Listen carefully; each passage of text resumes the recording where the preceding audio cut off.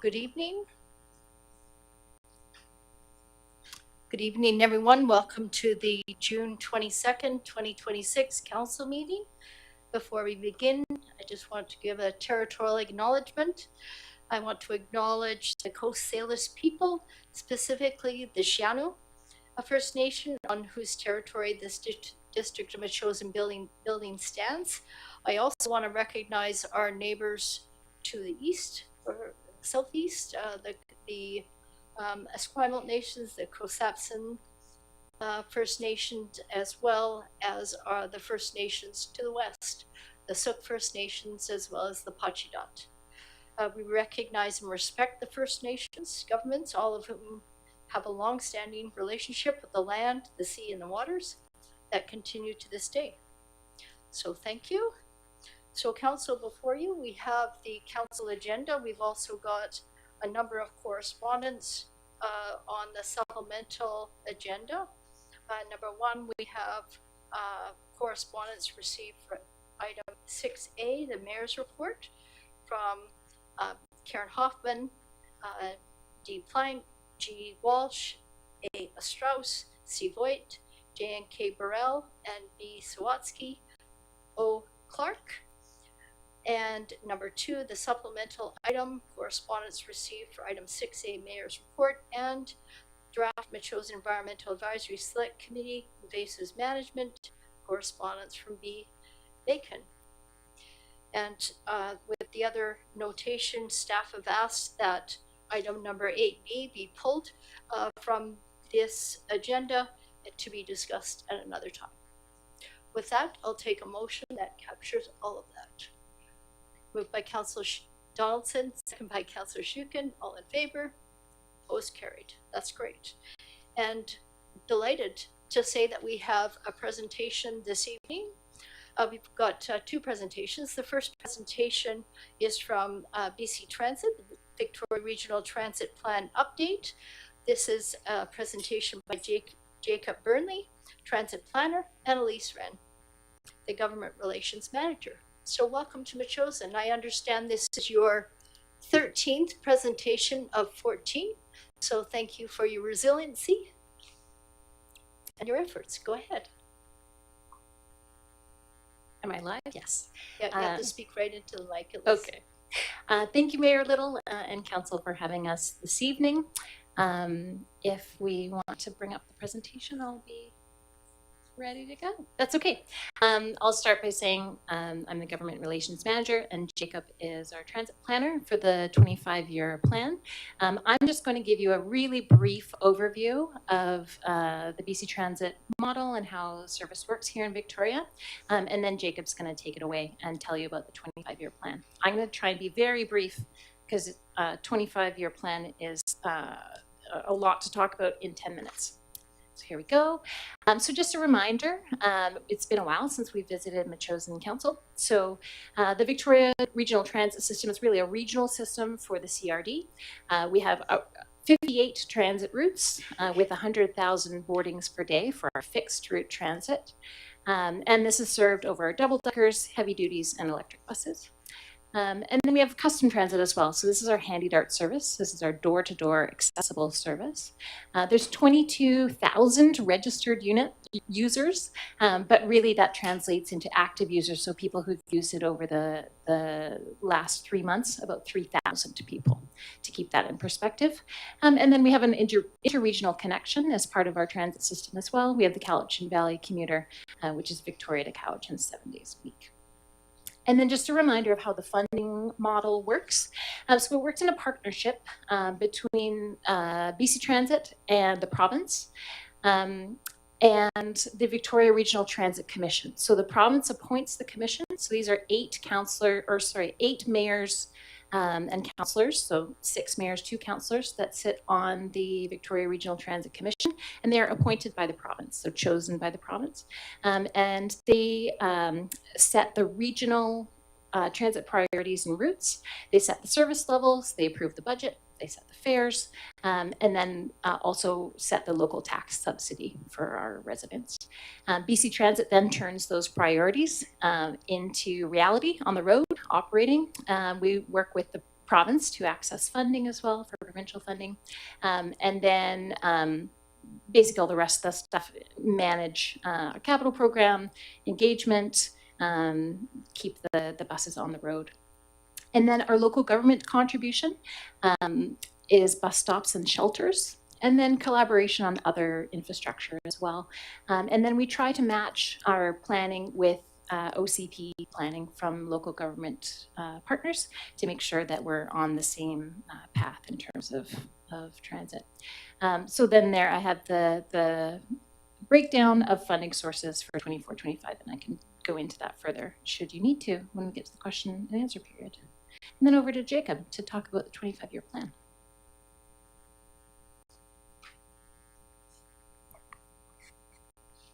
Hi all, yeah. So my name is Jacob Burnley, Transit Planner with BC Transit. I'm here to provide a bit of an update on the Victoria Regional Transit Plan. So as Elise mentioned, this is our 25-year vision for the regional network, hoping to align a lot of this work with the anticipated growth and population changes and travel pattern changes across the region. So it is a regional plan. There are some specifics that I'll speak to related specifically to Metchosin, but also thinking about the greater transit network across the greater Victoria region as a whole. As part of this plan, we are looking to develop some comprehensive network and route design guidelines, really to identify some of those key regional connections that are needing to be made based on the data that we're seeing in terms of the changing travel patterns and growth in the region. The plan also aims to guide future investment related to infrastructure. So as we add more buses on our roads, and as we look to expand the service, we obviously need the capacity for our fleet vehicles and for space at transit exchanges, et cetera. And we'll be touching on that as part of our plan. So it's been quite some time since BC Transit did a full regional plan. That was back in 2011. And more recently, we did look at some key corridors around the region and are using that analysis to inform this plan today. We also have been looking at our rapid bus implementation strategy. So obviously we have the Route 95, the Blink bus between downtown Langford and downtown Victoria. And we are looking at expanding our suite of services similar to the rapid bus in other areas around the region. So as you can see here, there's a map here, this travel data from the CRD. And as you can see, the West Shore to core is sort of is a major and ever-growing connection in the region. And there's definitely a need to modernize the service, particularly between the West Shore and downtown Victoria, to support some of those mode share and travel pattern changes. And then also just the fact that there's some major land use changes. And at BC Transit, we oversee a development referral program where we engage with municipalities about major development projects, be it commercial, mixed use, or residential. And what we're seeing is a lot of growth in Langford and Colwood specifically, but across the region to which we want to be responding to with our services. So just to speak a bit to BC Transit's accomplishments in recent years, there's been a number of milestones that we've achieved on the programming side and on the infrastructure side that I think are worth mentioning to really set the scene for where we're looking at going in the future. One of those obviously is the establishment of rapid bus. So the Route 95, like I mentioned, this is our most successful route to date. Currently, we see about 11 to 12,000 boardings on an average day on that route.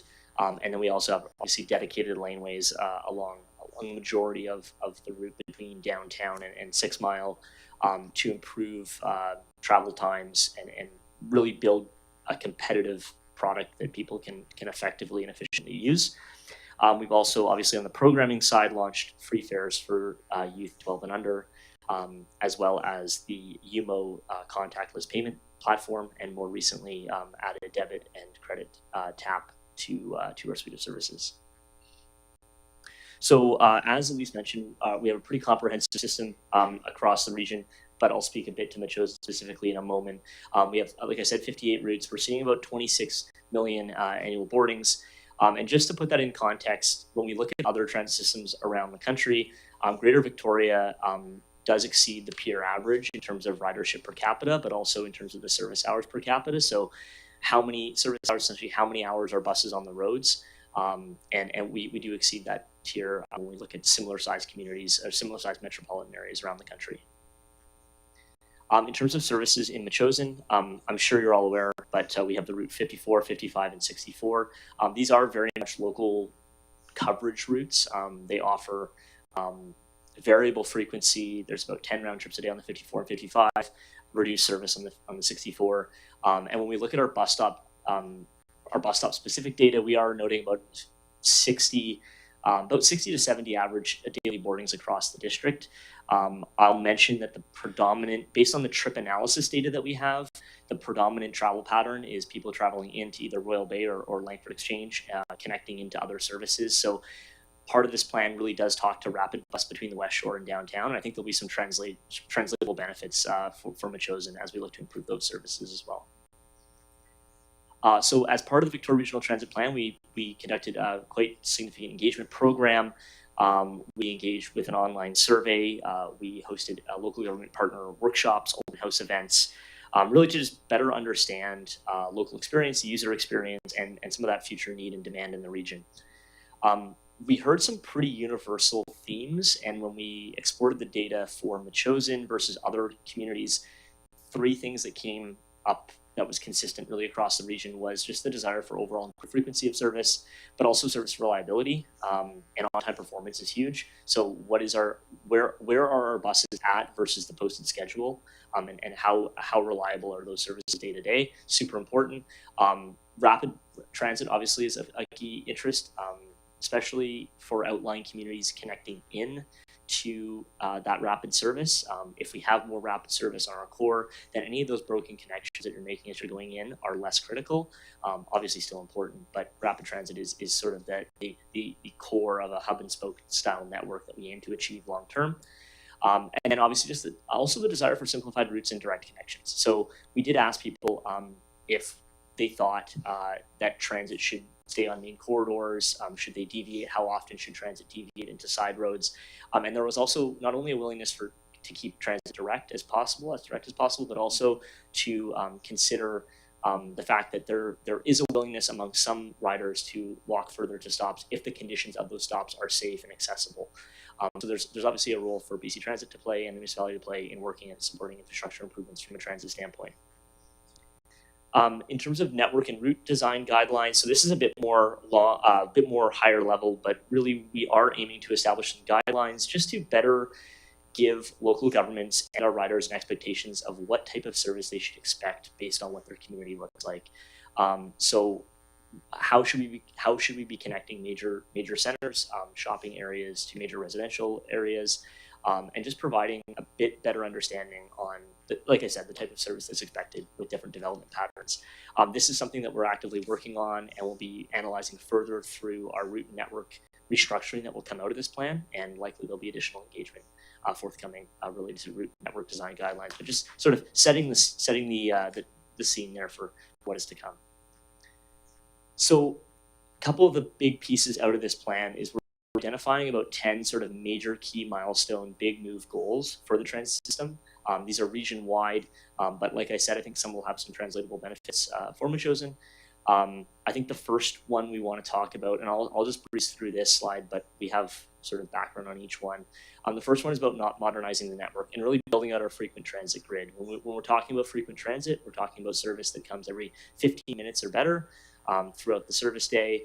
And this is really to provide more reliable service and to ensure that the connections that people need to make throughout the network are met. There is also interest for limited stop service to provide more fast and frequent travel options on some trips. So there could be a scenario where we run a service where it stops at every stop. Other services may not stop at every stop and provide sort of an end-to-end express style service. And then there's also an opportunity for us to look at some of our lower density and rural areas and look at digital on demand as a potential solution to better tailor the service to community need. I'll just mention for frequent transit, you'll notice the loop there, the Route 52, which goes down to Royal Bay, Happy Valley, and up into Langford. A lot of the data that we see from riders from Metchosin is that people are connecting in either in Langford or at Royal Bay. So there'll be a knock-on impact if we're improving service on the 52 and amongst other rapid services and frequent services in the West Shore. So just noting that there. Obviously, we want to be considering our handy-dart service as well, and this is a critical piece of BC Transit's service offering. There's a number of major pieces that are coming to play with custom transit right now, and a number of improvements forthcoming. There's a bunch of work happening right now around the registration, booking, and trip planning process. One thing that we heard quite consistently over the last number of years is the challenges in registering for Handy Dart, in booking those trips, in the wait times for trips, etc. And so our custom transit team is working on some tech solutions to allow for online bookings. We obviously recently opened up a Handy Dart facility in View Royal, and this allows us to support greater investment in the capacity of service, more fleet vehicles, so we can reduce and address some of that reduce the wait times and address some of that latent demand that we're seeing with Handy Dart. The standards and guidelines as well are also being updated. So what sort of the thresholds are for performance when it comes to Handy Dart is something that we're reviewing. But also we're looking at onboard technology as well. So as people are booking trips, we are looking at technological solutions on board the buses, where then we can expedite routing and make the service overall more efficient. Happy to speak to that a little bit more if there's interest. Higher order rapid transit is another piece that we're looking at, and this is really this is a broad term, but can encompass anything from rapid bus to something like light rail service. Obviously, the West Shore to downtown demand is massive, and we are exploring opportunities to look at higher order technology for future transit connections to the West Shore. With this, we are still reviewing alignment opportunities to Langford, whether or not rapid bus or a higher level of service would run via the highway to Millstream and then down into Langford, or via Colwood Corners and Goldstream. Regardless of the alignment that's taken in conversation with the local partners, there will be additional rapid transit to fill in those gaps in the West Shore, and then obviously feeding into the local services that are coming in from places like Metchosin, places like Souk as well. So we talked a bit about that, but I think the other piece too is around mobility hubs, exchanges, and park and rides. We heard quite consistently an interest in park and ride facilities, as well as for improved exchanges, especially when we're thinking about those local routes connecting into frequent routes, and when people are returning home in the evenings, the extended wait times at exchanges that may not always be rider and pedestrian friendly as much as they could be.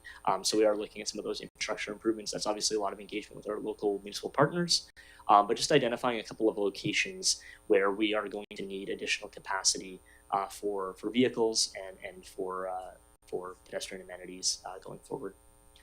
The other thing I'll mention here is just around transit priority, and this might not have as much direct relevance to Metchosin, but will have translatable impacts for their users coming in from Metchosin. Is we are working with Langford, Colwood, and a number of other municipalities on transit priority investments, whether that's queue jumpers at intersections to give transit a head start at those key intersections, or dedicated lanes so that they can move effectively and efficiently through traffic. And again, like I said, those will have some knock-on impacts for people coming in from Metchosin to our more frequent routes. And then the last piece here, I'll just speak about on-demand service. So beyond looking at routes individually, there is an opportunity for us to investigate on-demand transit as a potential future service option for some of the lower density, lower ridership areas. On-demand transit is currently being trialed in Kelowna, Powell River, and in Squamish. And with on-demand, riders can request, it's essentially a dial ride service. Riders can request a ride through the on-demand app that BC Transit offers, or via phone. This allows for a bit more flexibility and potentially improved service efficiency with better access to areas that are currently underserved with transit that might only arrive every 2-3 hours. One thing I will mention is that we will be looking at a route by route basis in some of our rural areas to see if this is something that is usable, and there's another opportunity for us to do a flex style service where there's a potential we could run a route that we currently run during those peak times in the mornings and the evenings, and then when the ridership drops and it's lower in the middle of the day or later at night, we could offer an on-demand service. So there's an opportunity to have sort of a hybrid model to this, but again, we're still trialing this, and as we get more data back, it'll help inform how we want to proceed with engagement. But this is likely a study that we'll want to engage in. And if there's interest from council and from your residents, it's something that we can explore further.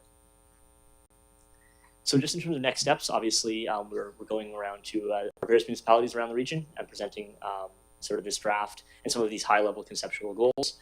I will mention that out of this plan, we will be looking at a larger route and network review.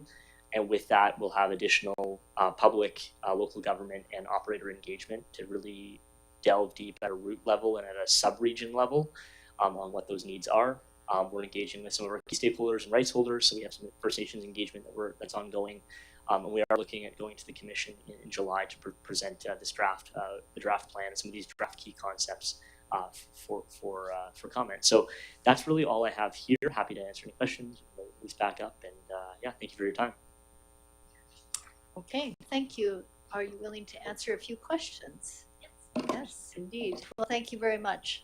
I see you both at the BC Transit Commission. I'm a commissioner appointed by the province, and so it's always great to see you both, and thank you for your good work. So, Council, do you have any questions for either Elise?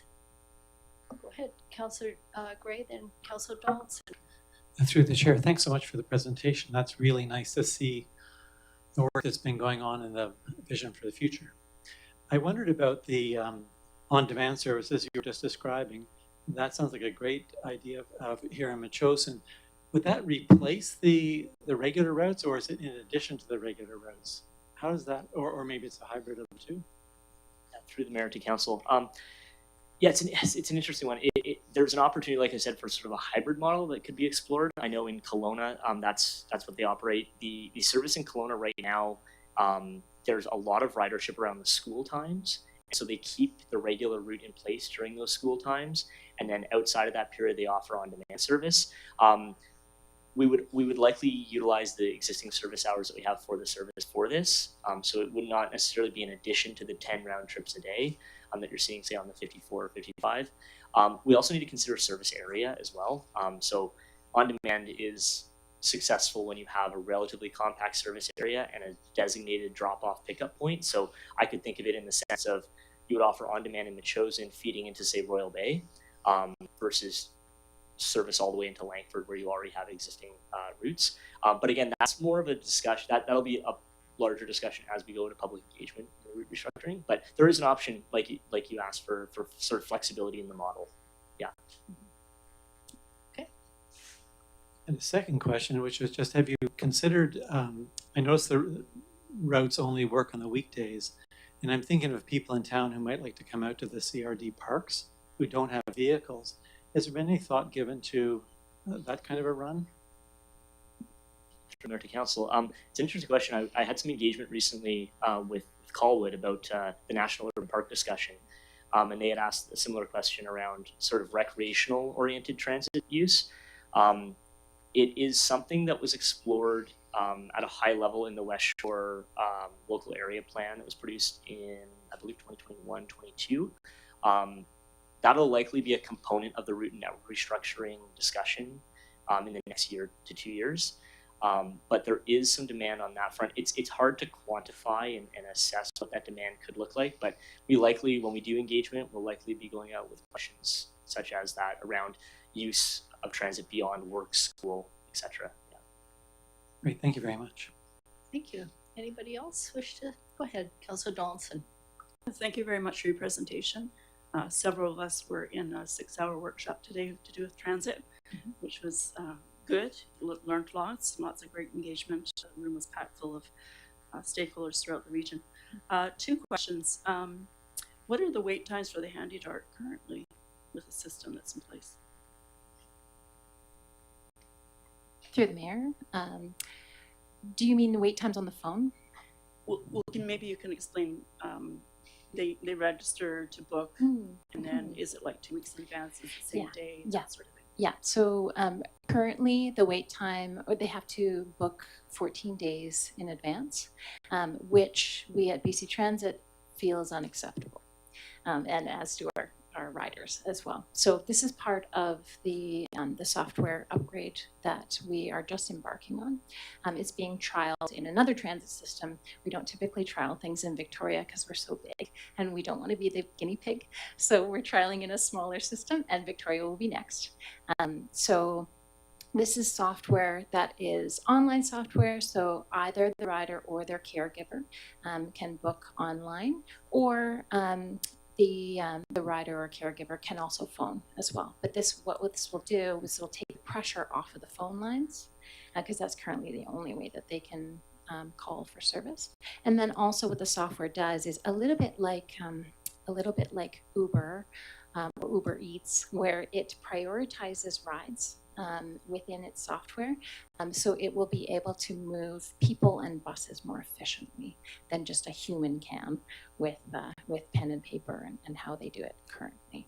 So the 14-day window now, because we're still trialing it, we don't know how far down we can get it. But at the moment we're saying 7 days, like cutting that in half. Yeah. That's great. That was the feedback that I got from Yes, absolutely. We agree with you. accessibility. Did you have a individuals. second I question? do have a second question. Regarding bikes and buses, is it still currently just 2 bikes to a bus? Through the mayor, yes, and the reason for that is the headlights. So if you put 2 bikes on a bus, if you put any more, it obscures the headlights, and then it becomes a safety concern for the transit operator. Also, what we are finding with our bike racks is that if they're the big fat tires, then it limits the ability even more. Okay, and so because I haven't used that mechanism at this point, how does that work? You if a bus comes up to a bus stop and you're waiting with your bike and it's full, you have to wait till the next bus? Yeah. Yes, okay, good to know, thanks. Thank you. Councillor Shukin, do you have any comments? I don't, except to say thank you for the presentation and the information. Thank you very much. Very useful.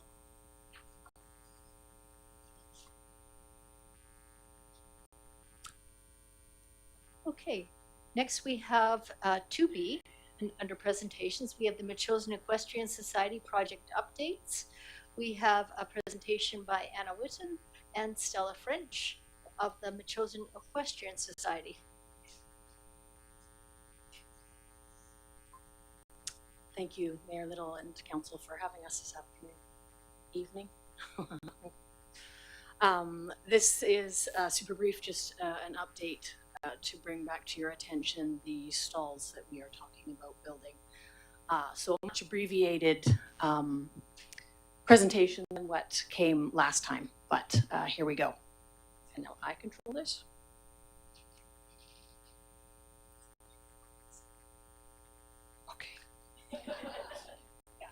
I need to go back to the barn.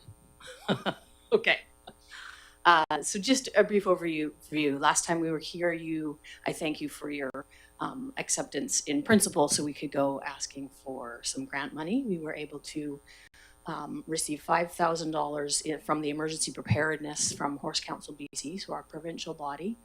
And then, of course, last year's and this year's grant in aid that has bolstered these efforts. And then we've also raised $8,000 to date. We're still working on other fundraising events. More grant applications are still out, and we're securing corporate sponsors. Just to bring back into your memory banks, as it were, this is our proposed location there in bright yellow. So the big gray rectangle is the existing riding ring. You can really tell by that one how not square it is, eh? The grandstands, you can see they look like a set of stairs there. So this is the open grassy area that is right beside it, where we've done the petting zoo on Metchosin Community Day and that kind of thing.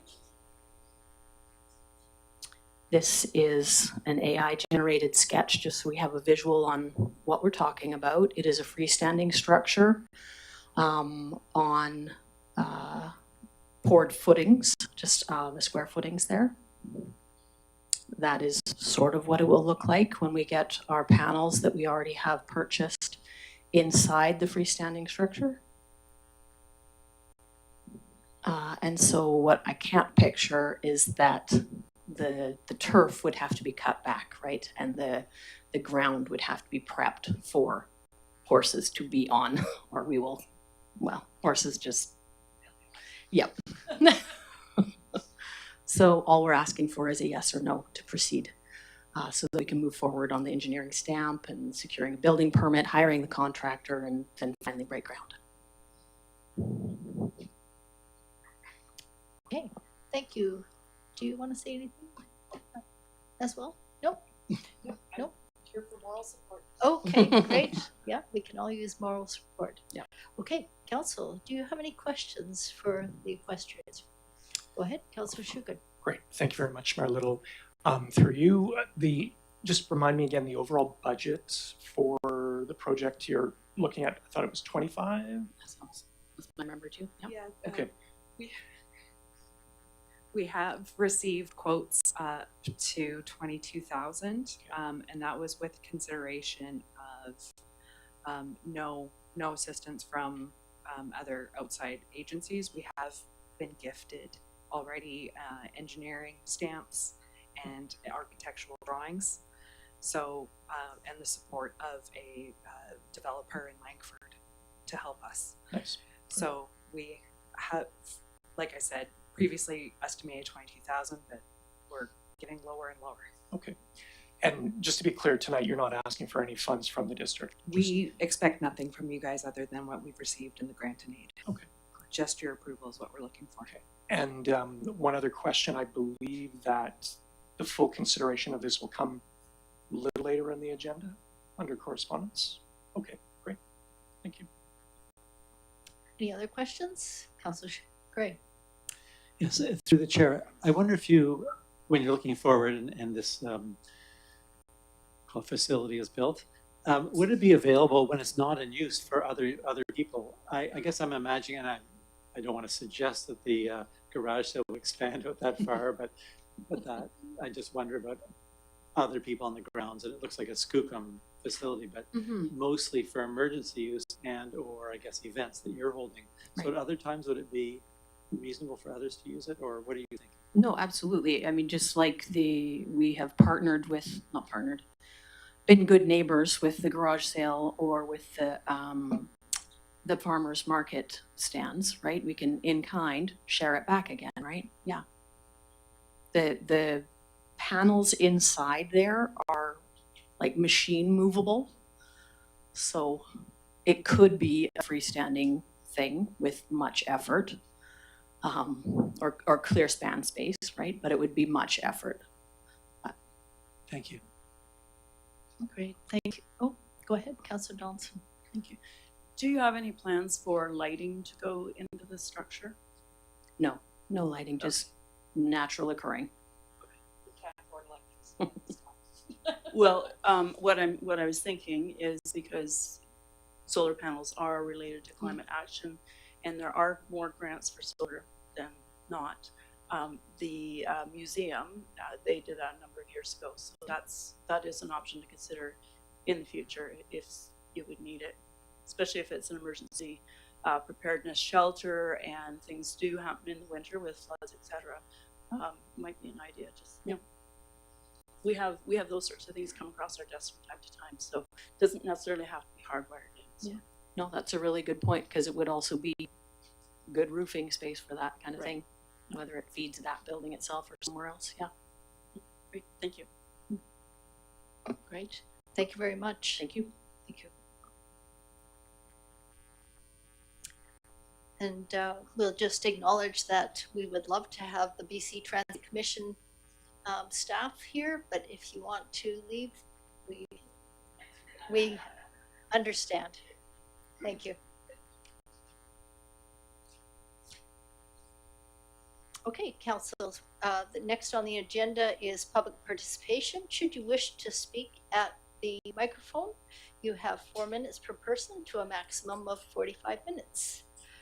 Everybody's welcome. Please state your name and your road, and we are respecting everybody's time, and we are receiving respectful comments. Everybody's welcome.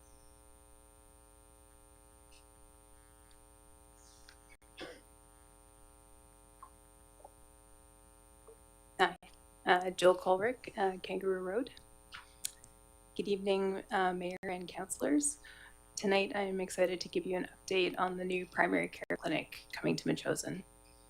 For the last 8 months, I've been volunteering almost full-time working on this project, working very closely with the South Island Primary Care Society, which is a local nonprofit, to find better ways to improve access to healthcare here in Metchosin.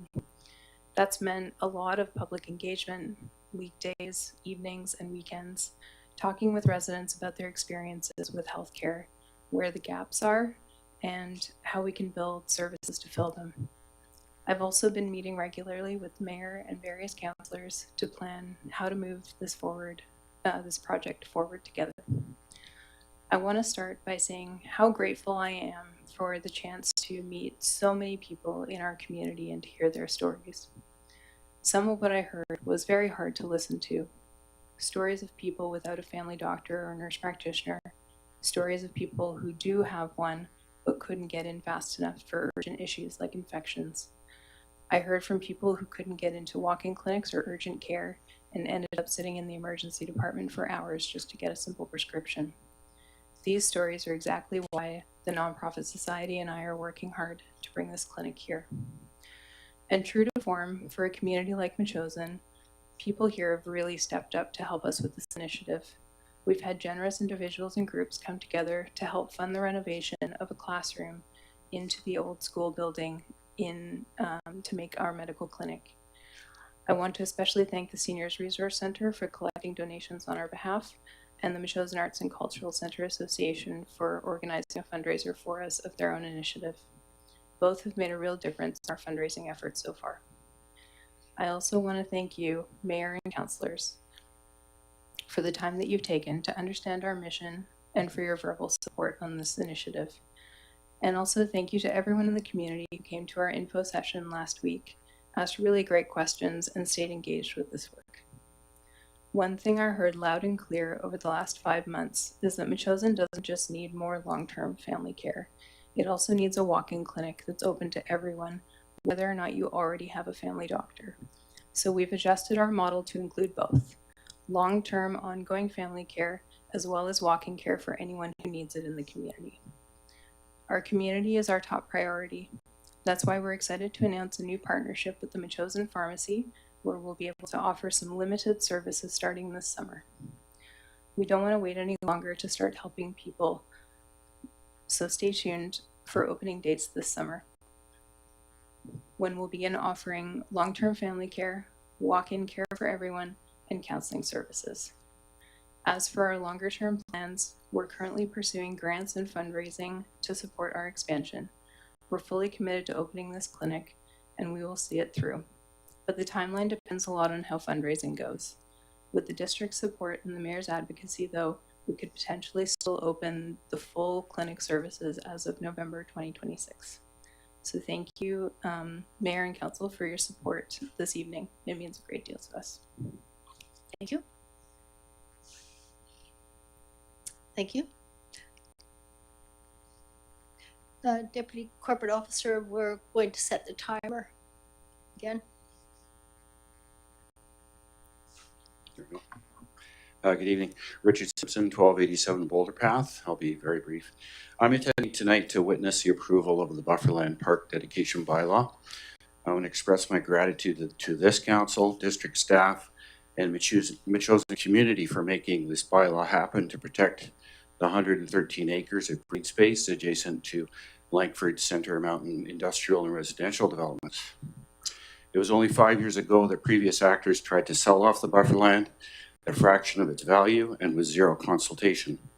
We still have a way to go to put all the pieces in place to ensure this incredible green space is protected in perpetuity for all Metchosinites, but council will take a huge step forward by passing this bylaw tonight. Thank you. Thank you. Anybody else? Sorry. Anybody else wish to speak this evening? I hadn't planned on speaking, but I will. Glenda Barr. Move the microphone down just a wee Okay. bit. Yeah, perfect. Yeah. Thanks, Glenda. Glenda Barr, Lindholm Road. And I wanted to speak in support of the medical center and council possibly providing some fundings for the renovations. I noticed that someone had written a letter saying what good is this for someone who already has a doctor? And I can't say how many times I've heard people say, I just found out my doctor's leaving. I had no idea this was going to happen, and I don't know what to do. So I think that we shouldn't be so complacent, and I think this would be just a wonderful service to provide in Metchosin. The sooner the better. So thank you. Thank you very much.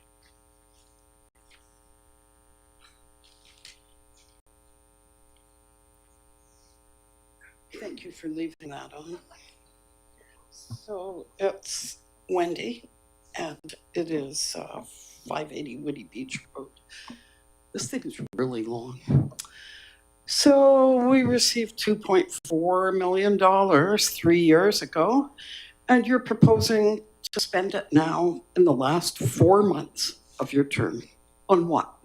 An ultimate sports court, bike paths, pedestrian pathways. Last month, it was a state-of-the-art fire hall, and now a sports court? We can order one of those online for $1 million, I discovered, but it doesn't include the land or the parking or the toilets. So who's demanding these services? You ran on a platform of supporting rural Metchosin. Bike lanes and ultimate sports courts are not rural. We have beaches, parks, trails, lakes. We've got excellent roads to access them. This is the height of hubris. And do I need to define hubris for you? It's the display of arrogance and overconfidence in one's abilities, and it usually results in miserable failure for all those involved. Consider the health clinic and consider the fire hall. These matter to Metchosinites. Keep the money in the bank earning money and start thinking rural. Thank you. Thank you. I invite you to stay for the mayor's report where we're going to discuss this. Okay. Anybody else wish to speak this evening?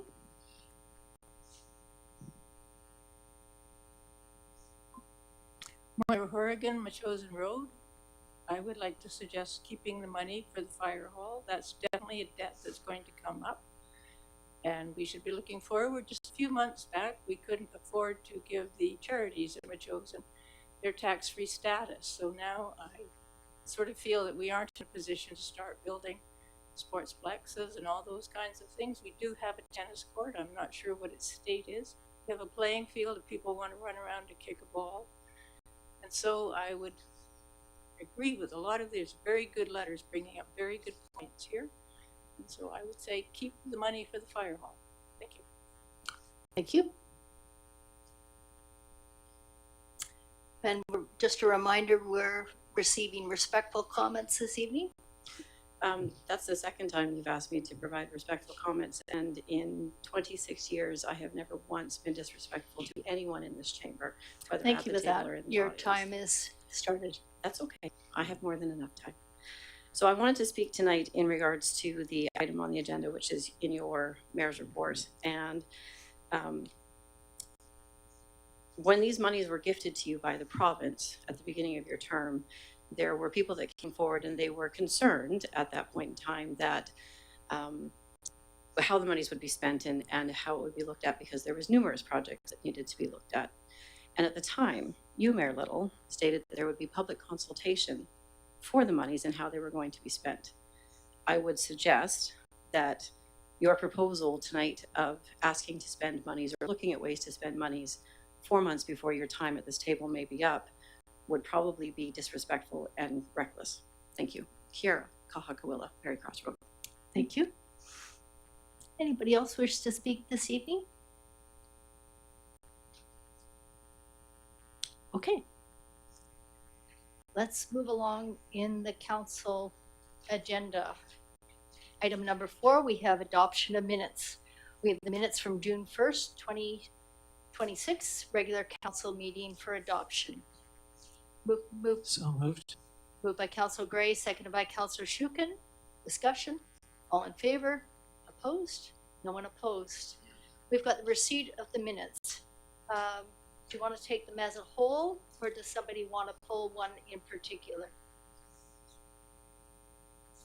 Yep, yep, okay. I'll take them, all of the minutes. This is from the April 24th, 2026 draft Peninsula and Area Agricultural Commission PAAC minutes. May 5th draft Agriculture Advisory Select Committee minutes. May 19th draft Parks and Trails Advisory Select Committee minutes. May 26th draft Healthy Communities Advisory Select Committee.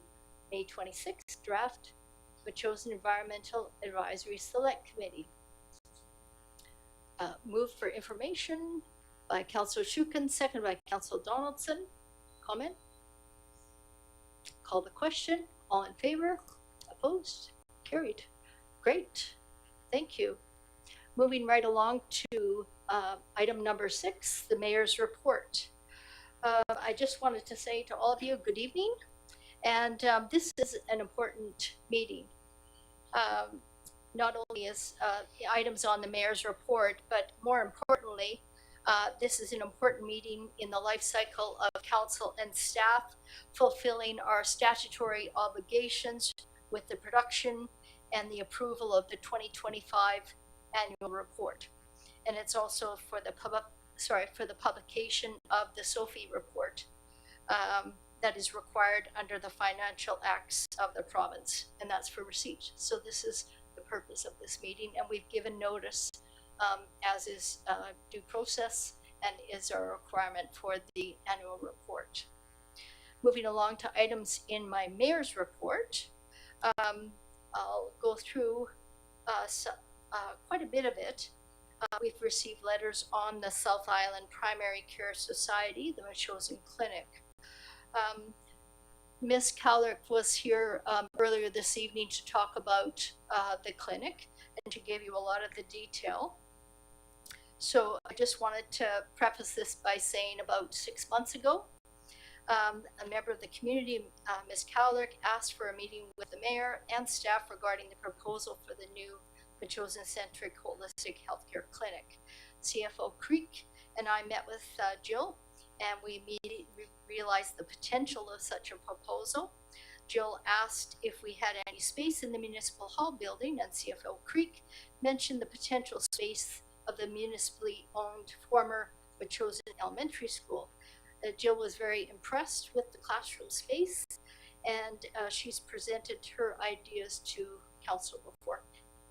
As a follow-up to the initial discussions and conversations that Jill had about once a week at the community coffee shop, at the Broken Paddle, and at the Mayor's Teas where she attended, I organized an open house on June 11th, 2026. The South Island Primary Care Society, Ms. Cowlick and other allied healthcare professionals attended that open house. The purpose of the gathering was to explain the proposed clinic and to explore how the community, organizations, individuals can collaborate to be part of bringing to a reality the access to more primary care in Metchosin. This open house was held in classroom 1 at the old school beside mile 0. About 35 to 40 or 50 interested community members attended. Some came and went with the pickleballers. So what's really important is that it's not just Ms. Cowlick as the nurse practitioner that is leading this. She's partnered with the South Island Primary Care Society in opening their 6th primary care clinic, and this will be in our village here in Metchosin. So 2 classrooms in the old Metchosin Elementary School building beside mile 0 will be renovated with fully functional equipment for the medical clinic, bringing much needed high quality primary care to over 1,800 residents of Metchosin, Beecher Bay, and East Souk. And they will offer primary and palliative care for from nurse practitioners, counseling with a registered clinical counselor, specialist services including pediatrics, midwifery, physical medicine, and geriatrics, future expansion to include registered nursing and additional clinicians as provincial funding grows, and coordinated care with Island Health, home care nursing, Beecher Bay Health Team, and Pearson College. As you heard tonight, they're also changing their model somewhat to have a drop-in clinic there as well. So the timeline, as Jill mentioned, is possible from July to December of 2026, and the funding model is really unique for British Columbians. Once the clinic is open, day-to-day operations of and clinician compensation will be covered by the provincial government funding. However, there's currently no more government funding available for the renovation costs needed to transform the classroom space into the medical clinic. So this is why the South Island Primary Care Society is fundraising for the $180,000 that they expect it to take. That's the upper limit to renovate the classrooms and make these renovations possible. They're calling on individuals, businesses, community groups, organizations to help get them there. Every contribution brings primary care one step closer to the community. And this is a nurse practitioner led care, a little bit of a different model for Canadians or for British Columbians. I know for sure that in the States, many people have only nurse practitioners as their primary health care provider. They provide excellent equivalent care for that of family doctors. They have a scope of practice. You okay? They have a scope of practice similar. They're able to diagnose and prescribe as a family physician would. Currently, we're told that there's upwards to 1,400 people in Metchosin that are unattached to a primary care provider. And this temporary clinic is anticipated to open between early July and August. It would be much needed primary care access, additional access to Metchosin residents who are currently face significant barriers in obtaining timely medical services. I'm gonna get a glass of water for Council Dennis. You're good? Okay. Let's see what else. So the benefits to the community are pretty clear.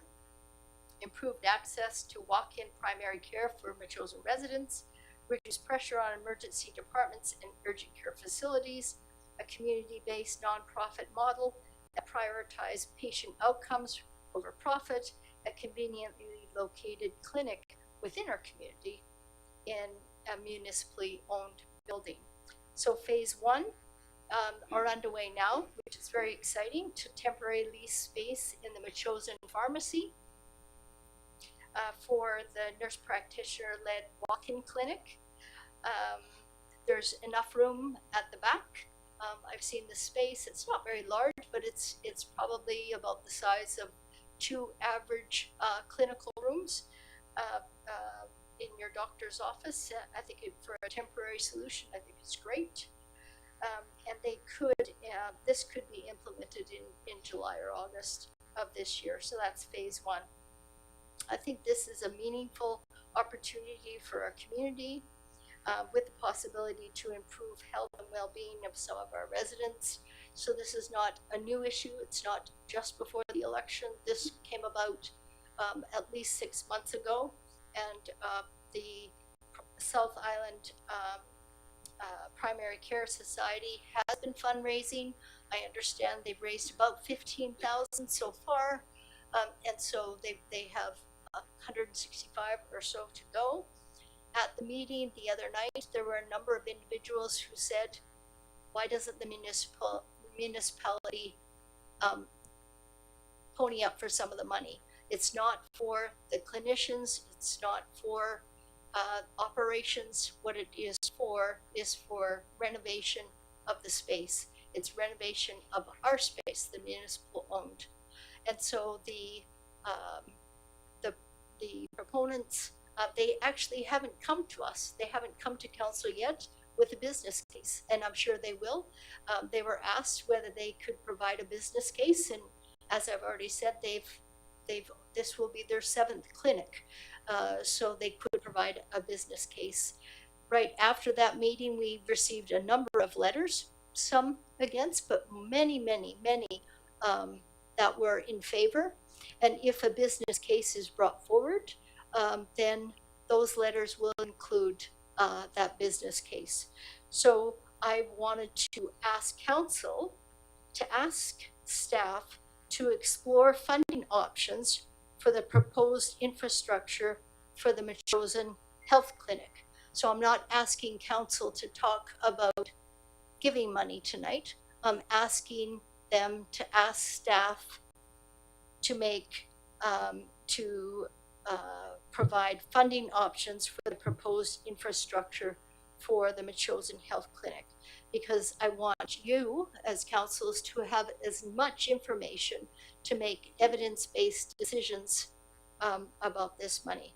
So I also went on to say that these options may, underlined, include use of reserve funds from the Growing Communities Fund, and directly or a portion of the interest earned on the $2.4 million Growing Communities Fund. So as community members have pointed out, we received the grant in 2023.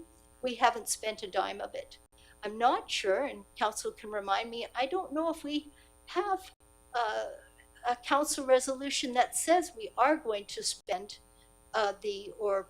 earmark the 2.4 million for the fire hall. What we have, I think, a general consensus that is what Metchosin needs. And I think we were all in agreement that the 2.4 million. What I was saying is that we have been so fiscally responsible, we haven't spent a dime. And that grant has accrued interest, and it now sits at 2.67 or 76? 2.76 million. So there's a differential there. So what I'm suggesting is that we could provide some funding. I'm suggesting that staff come up with those options. So maybe we give a portion to this society, and they are a bona fide society with fundraising abilities. They can issue a tax receipt. We may not want to give them the whole $165,000. We may say, we'll give you 20, 30, 40, and you can, they will fundraise the rest. We may ask the Metchosin Community House, for instance, if they want to partner, because I understand they have in excess of 150,000 or something in the bank, or 100,000. Maybe they want to partner with the municipality. So this is funding options. I'm not asking you to make a decision about spending money from that Growing Communities Fund, but for what I'm suggesting is we've incurred interest on that because we've invested it wisely, and there is some money there that we could spend, but keeping the 2.4 million earmarked for the fire hall, which I agree with all the letter writers. That is exactly what Metchosin needs. So the motion would be to ask staff to explore funding options for the proposed infrastructure for the Metchosin Health Clinic. These options may include use of reserve funds from the Growing Communities Fund, GCF, directly, or a portion of the interest earned on the $2.4 million Growing Communities grant awarded to Metchosin in 2023. This is now 2.76 million. So there's a differential there of $376,000 we could spend, or we could earmark it all for the fire hall. I think this is important. I agree with some of the letter writers that healthcare is the provincial responsibility, and I've spoken both to our MP and to our MLA. There's no money coming from our provincial government. There's no money coming from the federal government for this. But it does say in the community charter that we're responsible for the health and well-being of our citizens. So public safety, absolutely. I'm for rebuilding of the fire hall, and I'm really very heartened, and I think it's absolutely wonderful, the letters that we've received regarding the need for the fire hall. But we also need a clinic in Metchosin, and many people say that is something that they would like to put not only their money behind it, but money that we have at the municipal hall. So with that, I will make that motion. Does anybody need to? It's up on the board. Does anybody want to second the motion to ask staff to explore the funding options for the proposed infrastructure for the Metchosin Health Clinic? And if I have a seconder, I will motivate further. So Mayor Little, just a point of clarification. The motion up there covers both the sport court and the active Yeah, we're transportation. going to take them one at a time. Yeah. Okay. So I'll second for discussion. Okay, great. And I'll motivate further. So the district of Metchosin, as I mentioned, received that $2.4 million Growing Communities Fund in 2023. We haven't spent a penny of it. We've invested it wisely, and the reserve fund was required by the province to put it into a reserve. It is sitting in the reserve, and it can be earmarked for different projects. Hopefully the fire hall rebuild is the main one. Since these funds were originally distributed, municipalities have until March 2028 to spend the money on eligible projects. So it's not like we can keep it in perpetuity. It says right in the grant application it needs to be spent by March 2028. As you've observed, if you've come to these meetings, you've observed that we've had significant delays in the fire hall project. And if this continues, it could mean that the district of Metchosin may have to return the grant to the province. I would hate to see us return the Growing Communities Fund that was awarded to us in 2023 and invested wisely. And so we need to spend it. It looks like it will be spent perhaps in some of this term and in the next term. And I hope tonight we could have a council resolution that the majority of these funds should go to the fire hall. Of course, we can't tie the hands of future council, but it would be a recommendation to the future council. Let's see, what else? Yeah, about the question about, I have a doctor, and so how does this affect me? I'm not supporting it because I have a doctor. We had one community member mention that many people say, I have a community doctor, I have a primary care physician, and now they're retiring. What am I going to do? They go on the registry. Also, this was mentioned, this exact sentiment was mentioned the other day at the mayor's tea, and our MLA Dana Lejeunesse said, that's not very community minded, sort of pushing back on that sentiment that I've got a family doctor, so I don't care about other people. And I think it is good to think about other people. I mean, we pay taxes, we pay school taxes, and I don't have any kids in the school system. We pay those taxes. I support other initiatives that my family doesn't use, the bike jump, lots of other things in the community that I personally won't benefit from, but we support that. Okay, does anybody wish to comment on the motion on the table? Councillor Schumer. Thanks, Mayor Little. Yeah, I'm supportive of the motion. And what I think we all know is access to public health care is a serious issue in the province and of course locally as well. One thing about Metchosin, as we all know, is we do have an older demographic here that, and I think one of the favorite sayings in Metchosin is we're not getting any younger, so that's going to continue. I believe that there is a significant public interest and public good that we can support and advance by what is going to amount to a very reasonable spend if you look at the full extent of the community building fund.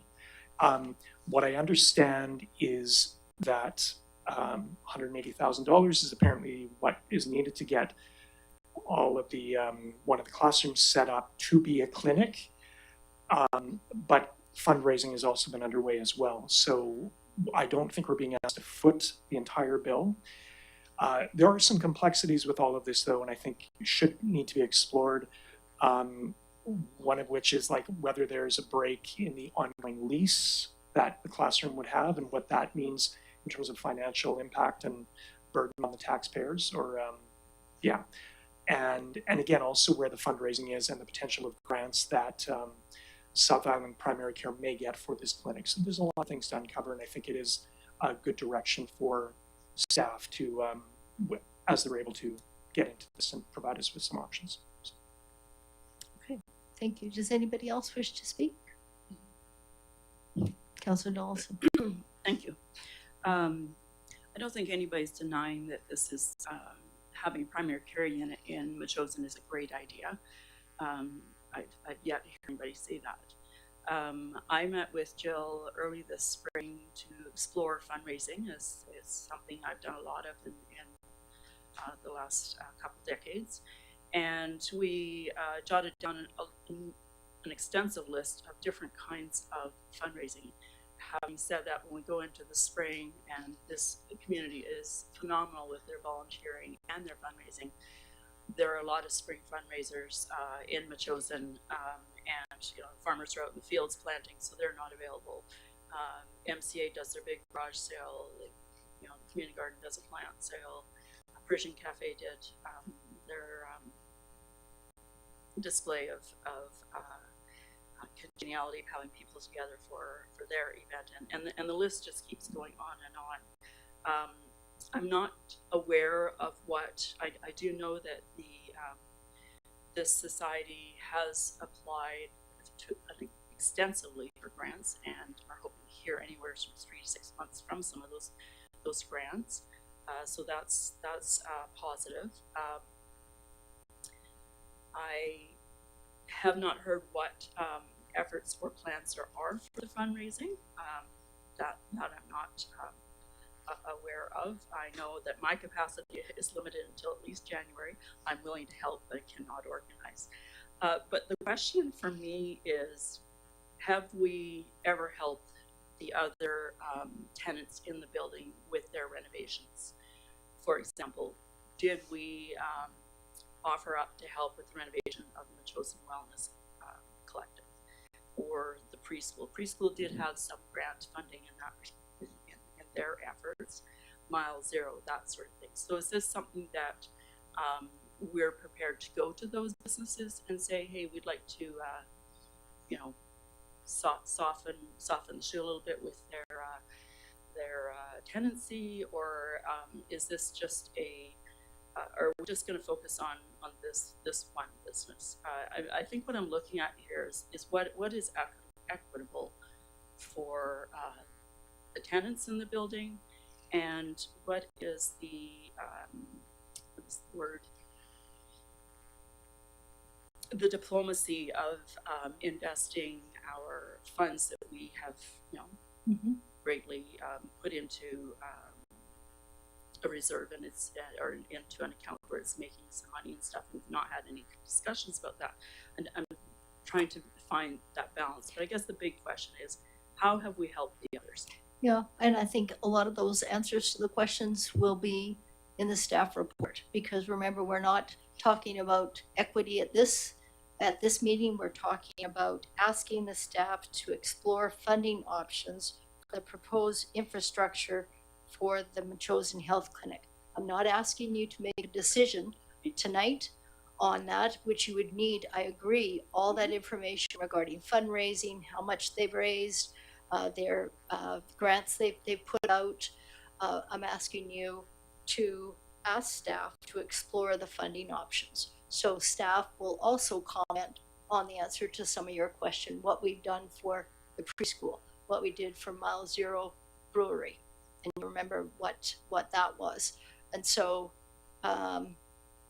that's what I'm asking you to do.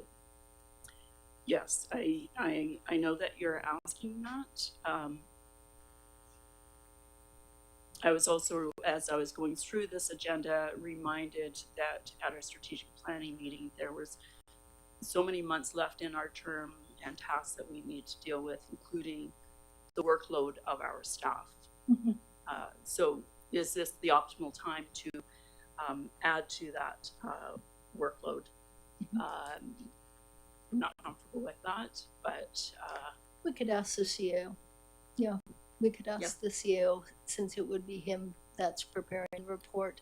Did you want to comment now, CEO Payette, or shall I finish here and then you can comment?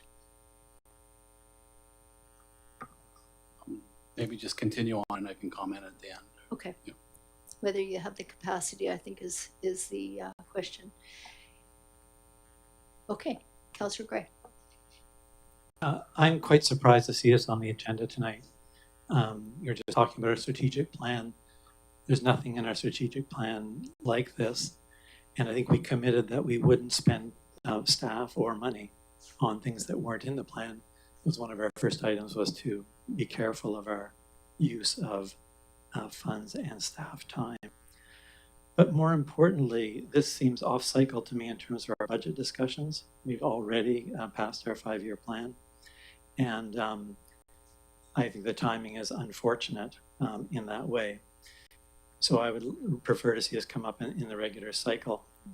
As to the role of our community, I'm not convinced that we have a role. We were asked, the project was described to us as something that we wouldn't be funding, and that money, actually this renovation cost, would come from private individuals and organizations, no request for us for dollars. While the fundraising is going on, though, my understanding is that the staff have held back on renting those rooms to other people. So we're actually at the moment incurring costs, rental costs, that we've foregone in order to support the clinic coming. So the community is already in this for some significant dollars at the moment. Months of rent has gone where we haven't filled those rooms. And I believe our practice of the wellness clinic was, and one of the things that held them up and made it was difficult for them, was the leasehold improvements, and we did not assist them in that. And I'm not sure why we would do it in this instance. Mayor Little, you said this is a different model, and by golly, it sure is. This is a model where I know this council has talked about the unfortunate situation of provincial downloading. This is where we'd be choosing to have downloading occur. We'll take that on instead of the province paying what would rightfully be theirs. E-com is enough of a problem for us. I don't see the validity of municipal taxes being used to fund healthcare. I think it's a bad model. And to have our MLA come here and confirm, in fact, they don't have any money for it, that means it's not a provincial priority. They just completed an agreement, or are completing an agreement with the Doctors of BC, and I'm sure there's plenty of money there. But it's being used for other purposes, increases in pay and things like that, I expect. So I'd also say we heard a bit here about, we received many, many, many letters. I think we received 5 letters last week, or was it 4? I wasn't sure where they came from, and I appreciate your explanation today to say, oh, this came out of a meeting, the open house that was held, and some people there said, hey, we should pay for it. I think what we've seen so far, the public response has not been particularly strong. We had the MACA fundraiser was held, which was quite a success. I understand there's a pickleball tournament being planned. We've offered or talked about a community hall fundraiser. Like Councillor Donaldson, I met with the proponent, Jill Cowrick, and also Alicia from the Primary Care Society. We provided community contacts, shared fundraising ideas, encouraged the establishment of a fundraising committee. My family's made a personal donation. I'm not really clear that we shouldn't just let the group continue on with their fundraising efforts and see where they get to. I don't see a big role for us at the moment. I'll have more to say in a moment. Okay. Yep, I can respond to them, but go ahead, I'll respond to them, then we'll ask the CAO. Okay, go ahead. Just picking up on a few points from Councillor Gray. Yeah, I recognize that this is not in our strategic plan, and still, I believe it is a great opportunity and one that we should actually seize and not wait too long to. And of course, there's very few things that are more fundamental to humans than good healthcare. But the other thing, just to be clear, is the group, the big thing that they're looking for is the funds to get the clinic set up. Now, again, I mentioned this before, it's $180,000 is the projection, and there's fundraising that's been done already. So whether and how much the district might contribute needs to be, to my mind, should be explored. And that's, I think, what the motion is looking at. Whether from there we decide we're going to proceed with funding, we'll make that decision at that time. But I think having a look is a good opportunity and a good thing to do. And I'll also mention Langford supported a healthcare clinic, and as we all know, Colwood has basically opened one and has hired staff, and I think to much success in their communities. So not the same thing here, but I think this is, for us, it's a tip toward better healthcare. One final point, whether or not it's a bad model, whether or not the province should do more, where we're at kind of right now is where we're at, and it's unlikely to change. So I think we should respond and take up the opportunity that will actually serve our residents and for the betterment of those residents. So I'm in favor of going ahead and exploring some options for funding. So. Okay, thank you. I'll respond, and then you can have a second chance to speak, Councillor Gray. Is that okay? Okay, regarding the grants, I think it's laudable that they are applying for grants and for fundraising. They have raised $15,000. Many at this table have already contributed, so good on you for that. That's wonderful. Councillor Donaldson, you mentioned there's many spring fundraisers. Well, the spring fundraisers have come and gone. Regarding that, this wasn't in our strategic plan. I didn't know she was going to come forward in December, January. I didn't know, I don't have a crystal ball. I didn't know that they were going to move quickly and open up phase 1 at the pharmacy. And I agree with all of you that healthcare and funding healthcare is a fundamental responsibility of the feds and the province. I'm just impatient. I'm tired of waiting for a clinic in Metchosin. I'm tired of waiting, and it just breaks my heart that 1,400 people in Metchosin are unattached. We heard the other evening, and it's too bad, Councillor Gray, that you weren't able to join the rest of us at that meeting, and you would have seen how many people spoke passionately that night about this is exactly what we need in Metchosin to augment the primary care that is provided by other healthcare providers. This is exactly, so it's too bad that you weren't there. It was a very powerful meeting. And there was some skepticism, absolutely. And there were some questions because people aren't familiar with this model. But this society, this will be their 7th clinic. They partnered with the City of Langford. The City of Langford gave $1.8 million towards that clinic, in addition to $1 per year. As Councillor Shukin said, Colwood has taken a different approach and partnered with the Pattison company working out of a pharmacy. And so every community is doing something differently that they probably didn't have in their strategic plan. And because, as I mentioned, this is a federal and provincial responsibility. But we are, in the community charter, responsible for the health and well-being of our community. And I think that is also healthcare. About the downloadings, that this adds to the downloadings. Ecom, for instance, there was no consultation that was downloaded. There was a time where the province was saying, we will help with clinics, we will help with the infrastructure, but as you've seen, they're in austerity budget mode. We've heard from the MLAs, actually, I heard perhaps you weren't listening, but I heard in 2023 that there would be no more grants. And that's why I was so insistent that we apply for that fire hall grant last year. Because, and everybody said, not everybody, some people said, there's going to be more intakes. I was told in 2023, money that is committed is committed. We will honor that. But there's not going to be a lot of grants. And look at where we are with the BC government. I mean, how many billions of dollars are they in deficit? They're not going to be giving out money. So I'm just a practicalist. Wrong word.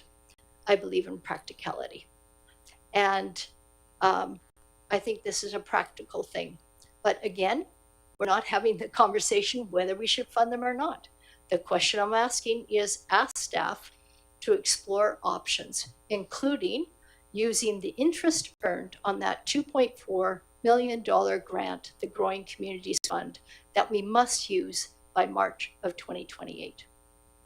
So I'll move to CEO Payette, and then we'll go for a second time to Councillor Gray. Go ahead.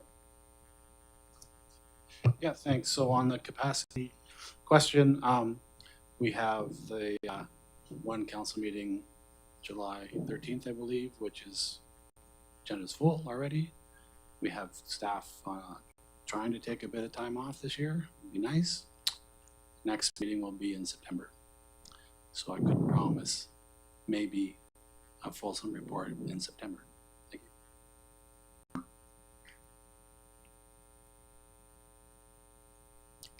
So for September, Councillor Gray, did you want to go?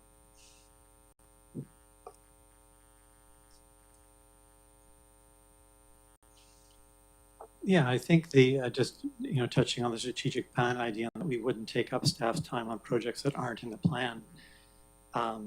You weren't able to predict that, but I still think that we should stick with our plan. There's a lot of work going on right now that needs to be done. What I find sort of strange is that we haven't been asked for money, and we're stepping forward we're in a very difficult financial situation that we find ourselves in. We have that the school site costs us $170,000 a year, at least it did in 2025. And so saying we're going to double that cost for 2026, equivalent to a 5.5% tax increase. You say, well, we'll pull it from a reserve. That's what we'll do. So we'll avoid a tax increase. But this is the people's money in Metchosin at the moment. And I think that it's kind of a chaotic situation to be here right now, asking for money for something that doesn't fit in our plans, hasn't been predicted. We spent almost $100,000 a few weeks ago on an unplanned expense on a fire service vehicle. We've got a $3 million annual infrastructure funding gap. We've got the RCMP building, we just heard may go from $75,000 a year to $441,000 a year. Mayor Little, you didn't want to look into it, but we are going to look into it. We need to deal with the fire hall. $21 million was the floated with a $7 million debt. We've got unknown costs with the West Shore Parks and Rec expansion plans, how many $1 million that might be. We're stretched to the limit here. And we heard from Jill Cowrick, and we heard from her companions of the South Island Primary Care Group that they didn't want money from us. They're getting it from other people. And now we're jumping and saying, we'll save the day. We're spending money right now with those rooms empty. We're supporting the clinic. We'd like it to succeed. I don't see the point of us putting more money into that at the moment, given our financial situation. While you were saying that you're heartbroken by the 1,400 people, well, I think we heard that $15,000 has been raised, and I understand 10,000 came from a single individual. Maybe if those 1,400 people are interested, they might donate more money, or people like myself who have a family doctor can donate some money. But I don't see the district having a role in this, except to support the clinic as we've committed to do, the meetings that we've held.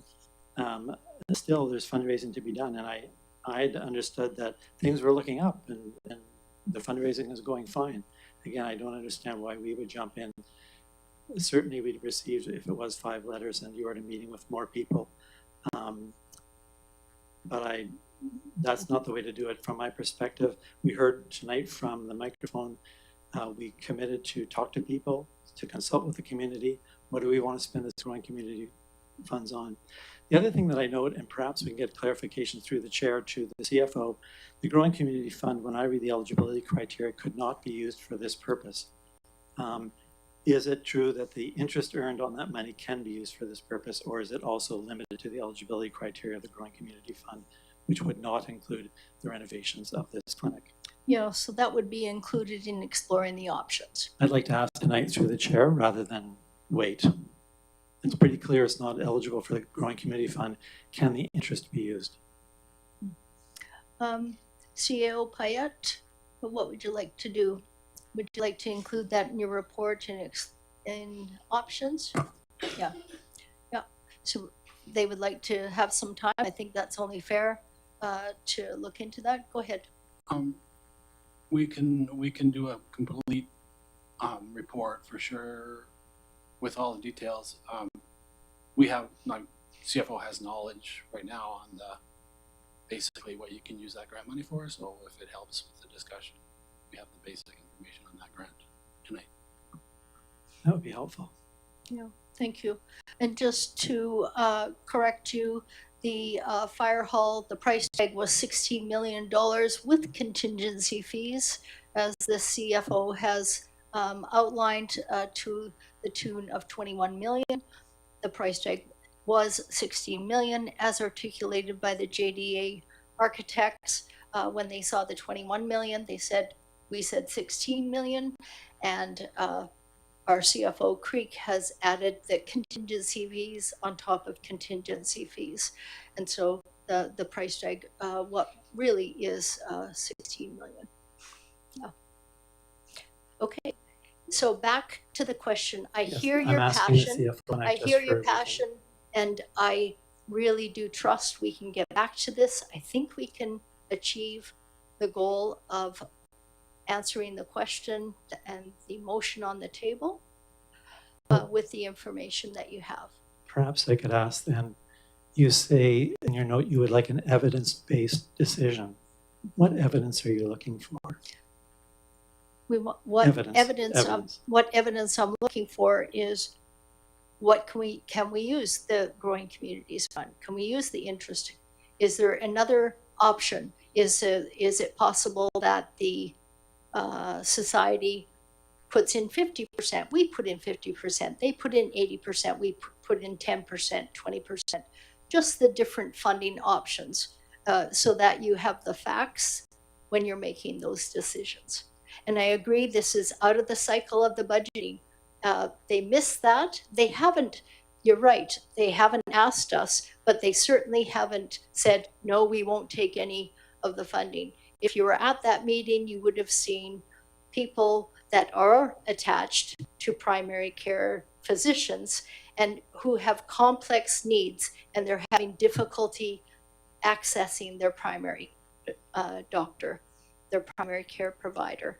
And there were 2 or 3 gentlemen in the room who said, thank you for opening a clinic there. Thank you for discussing or the potential of having a walk-in clinic, because I would use it even though I'm attached to a doctor. Let's see, what else can I say about that? The CAO's offered to tell us the answer to the question, so why don't we hear that tonight? Sorry? We can get the evidence, as you put it, on whether or not the Growing Community Fund interest is eligible to be used in this way, and we just heard the CAO would tell us tonight. Okay, sure. Let's turn to CEO Payette. Do you have that information? Okay, CFO Creek, that'd be great. Thank you. Through the chair. So the interest earned on the Growing Community Fund reserve is only eligible to be used for the eligible projects that's listed for the Growing Community Fund. Could we make, Thank you. When we heard about the Growing Communities Fund, Mitzi Dean said it's fairly wide open. Could we make a specific request to the province regarding the Growing Communities Fund? Through the chair. Yeah, we could ask the province about this project specifically. I think based on some of the information that I know about the project and its potential involvement or having people from Beecher Bay end up using the medical facility, it would fall under the municipal or regional capital projects that service directly or indirectly neighboring First Nation communities. So there, but we get a confirmation from the province regarding that. Yeah, because it's infrastructure that the funding is for. It's not for the healthcare, it's for infrastructure, it's capital expenses. And that's why I thought that the interest could be used. Councillor Gray. If I can ask a question. So if an individual donates to the project at the moment and the project doesn't go ahead, what happens to your donation? I can't answer that. Oh. I can't answer that. That's with the South Island Primary Care Society to answer. And unfortunately, her family's sick and she couldn't be here this evening. And perhaps you could clarify the South Island Primary Care Society. They're the individuals, or they're the group who would rent the space at the school? Yes, they would retain the lease with the District of Metchosin. So it's not the individual primary care providers, the nurse practitioner, the pediatrician, the geriatrician, the counselor. They would not hold the lease. The South Island Primary Care Society would. Do any of the society members live in Metchosin? I don't know. Oh. I suspect yes. The major proponent, Miss Alyssa Andres, lives right at the border of Colwood and Metchosin. So I understand in the discussions we've had that the society then would rent the space, run the clinic, and they would contract with the nurse practitioner. So the nurse practitioner is a business person. They have a contract relationship. Who's responsible for renewing the nurse practitioner contract? In other words, is there a role, if any, for the community? Let's say the clinic gets set up and Ms. Cowrick is working there, and then the society decides not to renew so this is the basic thing. Do we want to support this kind of a model where we don't really have input and we don't know how all of that works? Now we're not asking the CFO to look into, or CAO to look into that. I'm just curious, who are we contracting with when we rent the clinic, and what considerations or assurances do we have that when the patient nurse practitioner relationships are built, that they would be maintained for any length of time? Yeah, a lot of these questions could have been addressed the other night had you met, and so I don't have those answers, but I can see that you're thinking several steps ahead, which is valuable, absolutely, but I want to check to whether you're creating a little bit of alarm around something that isn't quite in our lane yet. This is what I'm asking is, I think that it's a bit alarming to people, and I'm just wondering if there's a more appropriate time for these concerns to be identified at the next meeting. Let's bring it back. I acknowledge that your concerns are valuable. Let's bring it back to the motion on the table. And that is, I'll remind everybody to ask staff to explore funding options for the proposed infrastructure for the Metchosin Health Clinic. It's infrastructure. And I understand all the concerns because this is different than what we're used to. But this isn't the first clinic that the South Island Primary Care Society has opened. This will be their 7th. So they got a track record. It's working in other places. It's working in Langford. And about the question of, do the South Island Primary Care Society members reside in Metchosin? I mean, if they don't reside in Metchosin, I think good on you for wanting to provide service for Metchosin residents. I think that's very laudable. Absolutely. And as Mayor Goodmanson often says, borders and dotted lines are for maps. They're not for people, because I go to View Royal for my primary care. Some people that I know go into the city of Victoria, and to say that, or to imply that the South Island Primary Care Society members are outside, I think that's even more reason we should thank them for considering partnering with one of our residents who is a nurse practitioner who was working and is still affiliated with the BC Cancer Agency. She's given up a lot of her time, a lot of her potential earnings to volunteer. It is volunteering. She's not getting paid to try and get this clinic off the ground. And there was considerable interest in that. They didn't ask. At that meeting, they didn't ask for a dime. It was people in the room, and particular one person at the back of the room, Mr. Brown, said, we've got money. Why don't we give it to them? This is needed, absolutely needed.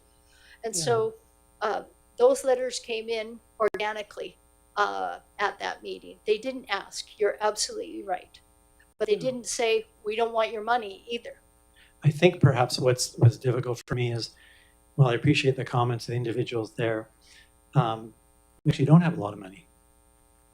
We're actually short. We're in a difficult financial situation here. And I would say we need to be spending our money on the assets that we have and minding that first.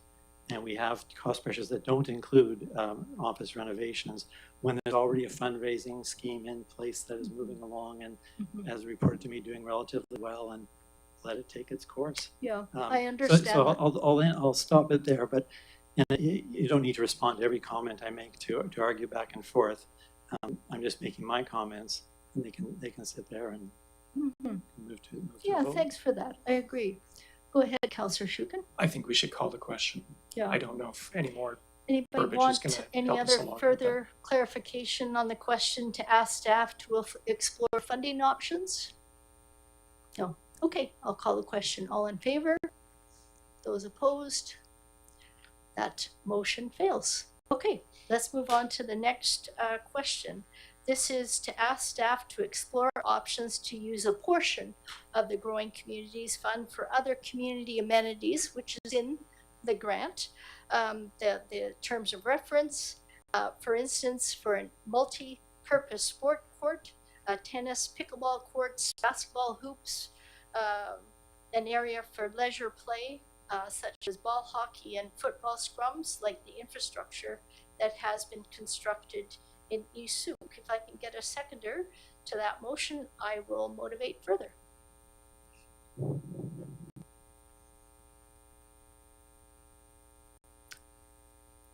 Okay, and I just wanted to remind council that the village initiative that came before council, close to the budgeting system, the budgeting season, they only wanted $5,000, and this was for the village initiative that represented over 70 organizations for youth and family.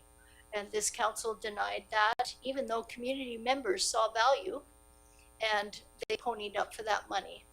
And so this is an opportunity for to provide amenities for youth. We've heard from youth that they would like to stay in this community and to play in this community.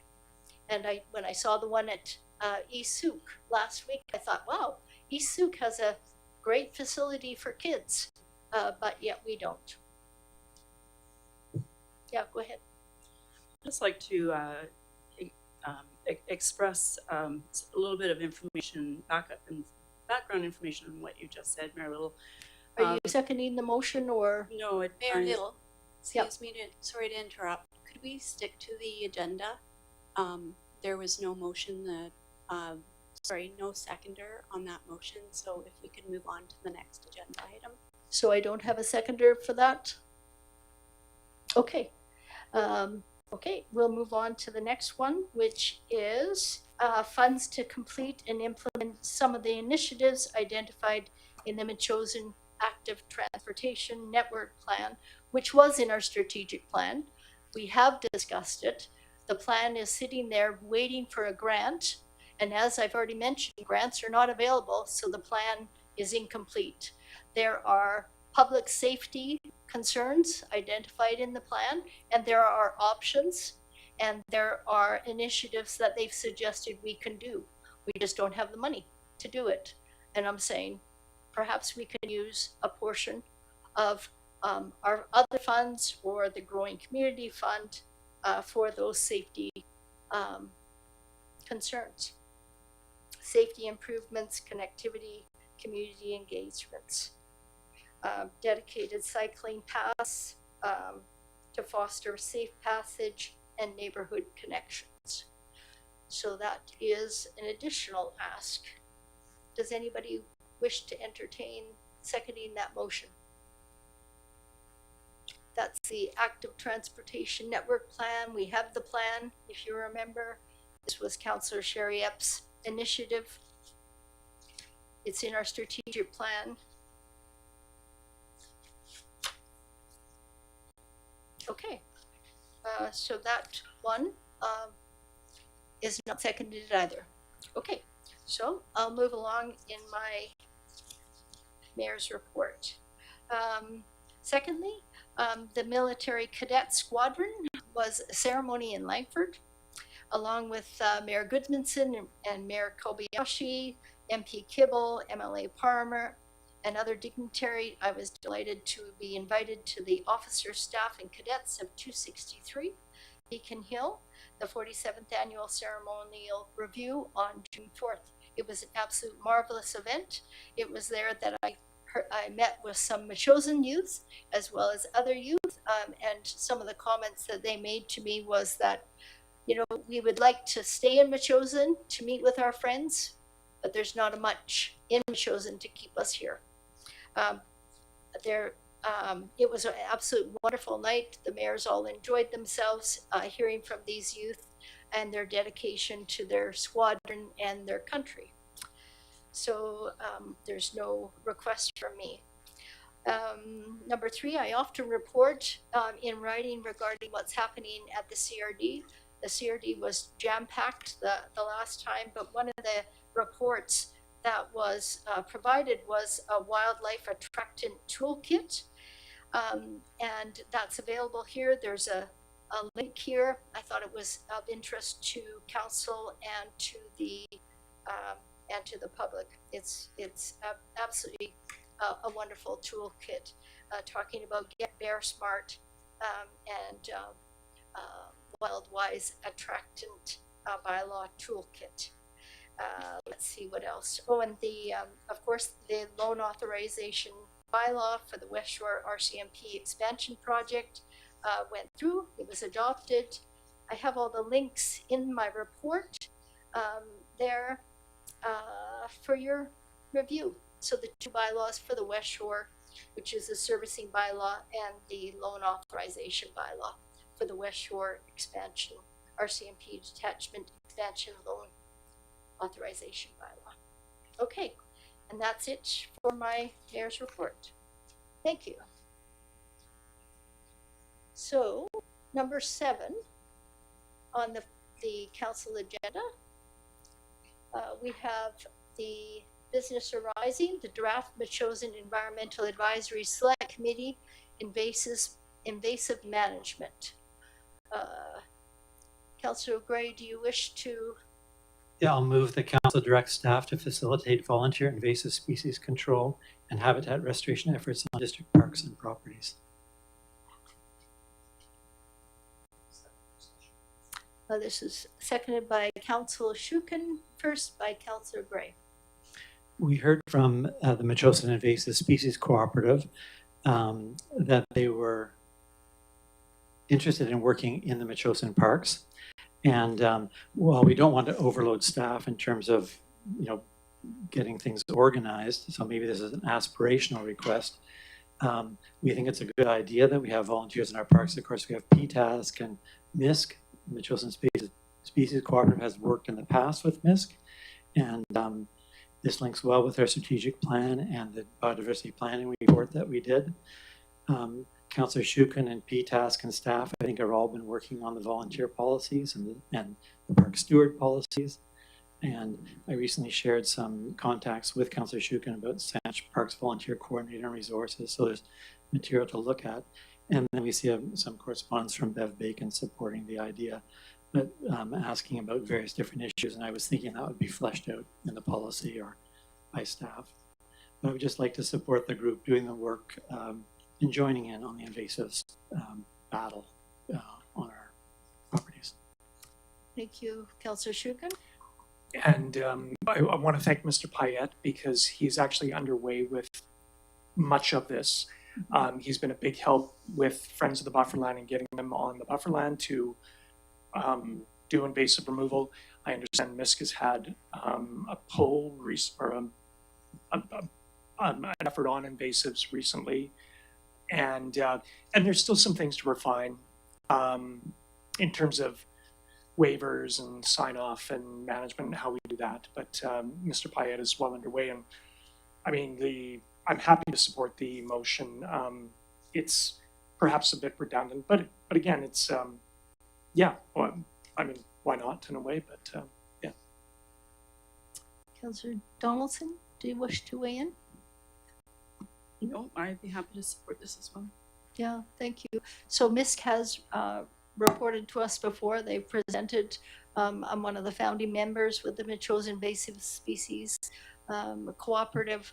They have been working with CAO PAAC, so I do see this as redundant.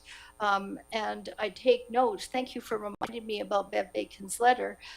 She says, while I'm strongly in support of the invasive species control and habitat restoration in Metchosin district parks and properties, I'd like to see some specificity in the request to staff. So she was a qualified yes, and she has a number of components that need to be addressed. Which staff member will direct the program? Which volunteer group? Will you consider approaching William Head Prison to help with the restoration? Will you consider approaching the Scouts? What budget will you provide for purchase of the tools and the gloves and for staff time, I guess? What budget will you provide for refreshments for the workers? What arrangements will be made for roadside pickup and disposal? How will you advertise to volunteers? Finally, staff will need to know that the level of priority to assign to the invasive removal doesn't rank high enough for the formation of another district advisory committee. So I take to heart all of her comments, plus the fact that this is redundant. Our CAO is already working with them. So I was a bit confused why this would come from, did it come from, remind me, did it come from PAAC or did it come from you personally? As I said, we were asked by MISC to PAAC. I see. So we discussed it. I think maybe you were with the MISC group when they met the CRD, and there was something happened there that changed the relationships a little bit. So as a result, they were in touch, and I said I'd bring it up at PAAC, and we did. With And so this is just that to do with the CRD had nothing to do with me. I'm with MISC, but it had nothing to do with me. That had something to do with the head of the MISC and the CRD.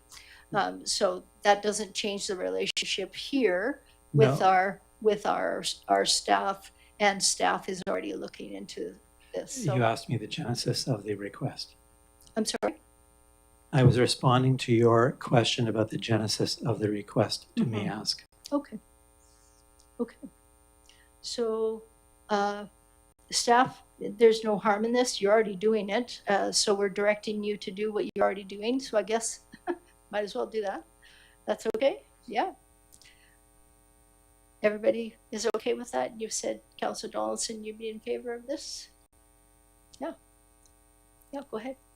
Yeah, in regards to Ms. Bacon's several of her questions, they're all thought-provoking, but we have in our past invasive pulls, whether it's with PAAC or Friends of the Bufferland and MISC, had access to tools, whether they're our own or I think PAAC has theirs as well, right? So some of those things, again, you could use the word redundant, but people come equipped. As far as administration, it sounds like our staff is taking care of things like the waivers, etc. But staff's not going to provide things like refreshments or anything. So some of those things are already things that good to see them in writing, but we've already done those sorts of things in the past. So actually, last couple of decades, they've had equipment and gloves and that sort of thing. Yeah, working in 100-acre wood, removing, I think it was thousands and thousands of holly. Yeah, so they have a precedence. CEO Payette. Yeah, through the chair. So our volunteer program is getting more complicated, it seems, every day. We rely heavily on PAAC Parks and Trails Coordinator position.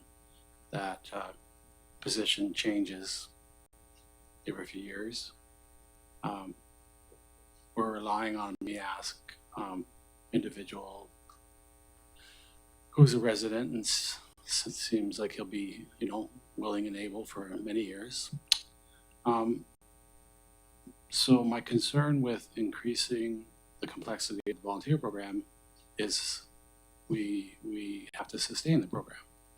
And if we put steps and processes in place and people come and go, the sustainability is difficult. So I'm really not concerned, but I'm just like maybe stating the obvious that volunteer program is based on the volunteer strength. And second is that the insurance requirements over the last couple of years have increased the regulatory requirements with our insurance provider, MIA, Municipal Insurance Association. And the risk management tolerance is lower based on incidents that have occurred over the past few years, and not in our municipality, but in others. But they're kind of a global insurance agency. And so the regulatory requirement to meet is we have to keep on top of it. It takes time. And most every volunteer event, I have to analyze it and make sure we're meeting the criteria of MIA. It takes time. And third is that I'm getting tired of comparing our programs to Langford and Colwood, who have hundreds of staff. Okay, I'm tired of it. They have full-time volunteer coordinators. Okay, so please stop comparing Metchosin to Langford and Colwood and their programs and ours. It's like apples and oranges. Thank you. Yeah, thank you. I was reminded about how much Colwood had when I was attending the municipal leaders health forum the other day. They have, I think, Mayor Kobayashi said 110 employees at Colwood. So let's be mindful of that as well, as we mentioned in our strategic plan. So with that, I will vote against this motion. And it's got nothing to do with the Metchosin invasive species. Staff is overloaded. Okay, anybody else? I'll call the question. All those in favor? Opposed? Mayor Little opposed. Okay, let's move along. We've got reports for action. This is the Metchosin Equestrian Society license of occupation renewal. We've got a report here. This is from Ms. Hanson to CEO Hyatt. Did you want to introduce it, Deputy Corporate Officer? Or CEO Payette? Go ahead, either one of you is fine. Good evening, Council. The Metchosin Equestrian Society's current license of occupation will expire on July 31st. The proposed license before you maintains the existing arrangements between the district and the society and would renew the term until December 31, 2027. And in accordance with sections 24 and 26 of the Community Charter, the district must provide public notice of the property disposition and a notice of assistance. So the recommendation for this evening is that Council approve the license of occupation for the period August 1, 2026 to December 31, 2027, and that the Mayor and CAO be authorized to execute the license on behalf of the district, subject to the required public notice. Councillor Shukin. Mayor Little, I'll move the recommendation that Ms. Hanson just read out. Okay. Moved by Councillor Shukin, second by Councillor Gray. Do you wish to motivate on it? I don't. Councillor Gray. Makes good sense. Yeah, thank you. We've had many other license of occupation renewals, this one for the Metchosin Equestrian Society. Okay, with that, I'll call the question. All in favor? Opposed? No one opposed. Great. Thank you. Moving right along in your agenda, just let me get there to the next item.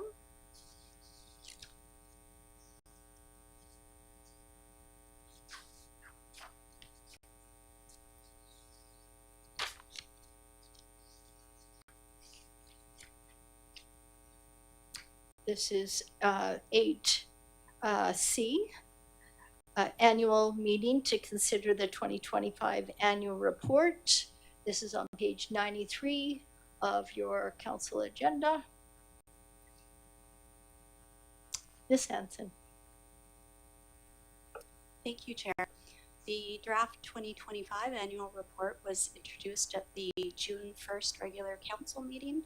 It was then made available to the public on the district's website and at the front counter of the municipal hall. The purpose of this evening is to hold the annual meeting to receive public input on the annual report. Notice of the annual meeting was published in the Goldstream Gazette on both June 10th and June 17th. Great, thank you. Let's put the motion on the table. This is to adopt the. Mayor Little, Go ahead. there is a public input component for the annual meeting, and if there is anybody in the public who would like to make comments. Speak to it. Yeah, thank you for our statutory obligations. So this is for the public, anybody that's remaining. If you wanted to comment on the 2025 annual report, you're more than welcome to at this time. I'm seeing shaking of heads for a second time. Does anybody want to comment? And seeing none for a third time, shaking of heads. Well, thank you anyways. Regarding the, go ahead and now approve the 2025 annual report. Moved by Councillor Shukin, second by Councillor Donaldson. Wish to motivate? Again, just say brilliant work from our staff and particularly Ms. Hanson. So again, these reports seem to be getting better and better every year. So thank you. Councillor Donaldson. Yeah, I second that comment as well. Yeah, very thorough, always a pleasure to read and to recap all the things that have taken place in our community, seeing the pictures of our community and our community members. It's a great report to, it's an easy read, and it's a good piece of history to go back on and reference. Thank you. Okay, thank you. Yeah, congratulations, Ms. Hanson and the rest of staff or small staff that have put this together. I beg the community to go back and look at previous annual reports, and this is a remarkable change. And I thank you for upping the game. It really is a wonderful report, and as Councillor Donaldson says, it's a good read. Councillor Gray. I'll too add my thanks to staff. It is very well put together and much appreciated. Indeed. Okay, I'll call the question on approving it. All in favor? And that's unanimous. Thank you.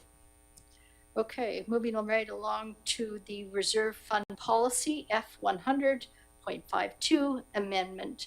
We have a report. Let's just get to that. Page 197. Or thereabouts. What page is it on your electron? 197 or 95? What does it say on your screen? Oh, okay. Okay, I'm just trying to get through the annual report here. Anybody else have it, the page? No, the page number is still looking? not marked electronically. Sorry? The page number is not marked in the electronic version. Okay, let's... I'm just having a bit of a technical. Looking in the agenda package, it's yeah, I still need to get to it on my screen here. Yeah, page 93.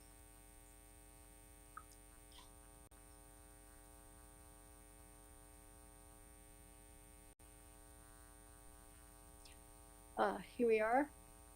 This is, this is on page 199 of in the electronic format. This is from Jeffrey Creek, the Chief Financial Officer. Go ahead, Mr. Creek. Thank you. Thank you, through the chair. So back in May, Council adopted the new Bufferland Reserve bylaw number 714 in respect to allocating $15,000 from the Langford tax sharing revenue to this new reserve. This report now just updates the actual reserve and surplus policy F100.52 to include the new Bufferland Reserve. And that's basically it. Nice and easy. Any questions? Okay, thank you. Thank you for your report. Councillor Shukin. Sorry, I would move that council approve the reserve and supply policy F152 as amended to include the Bufferland Reserve. Okay, this is moved by Councillor Shukin, seconded by Councillor Donaldson. Go ahead. No, it's pretty straightforward, as Mr. Creek was mentioning, and thanks again for moving on this and providing the allocation and then getting into the policy. Okay, thank you. Go ahead, Councillor Donaldson. Thank you. Yeah, I appreciate Councillor or CFO Creek guiding us through this and bringing it full circle. This will be a helpful investment for that green space should the time come when we need to enhance gates, signage, culverts, that sort of thing. So we'll see how the work progresses in the future. Okay, thank you. Just a question to the CFO. When did we have our budget into the province? What was the deadline? Could you remind me? Our budget, our 5-year financial plan. What date was that in? Through the chair. So the deadline was May 14th. May 14th. And this was, we considered this at the May 25th meeting. So this was technically outside the budgeting season, since we had those documents into the province regarding our commitments to the province. Through the chair. Yeah. So we actually allocated this funding in 2015, or sorry, 2025. My bad. Of $15,000 from that reserve or surplus. Mm-hmm. So it just kind of lines that way. But and this is for how much? This is for $15,000 a year.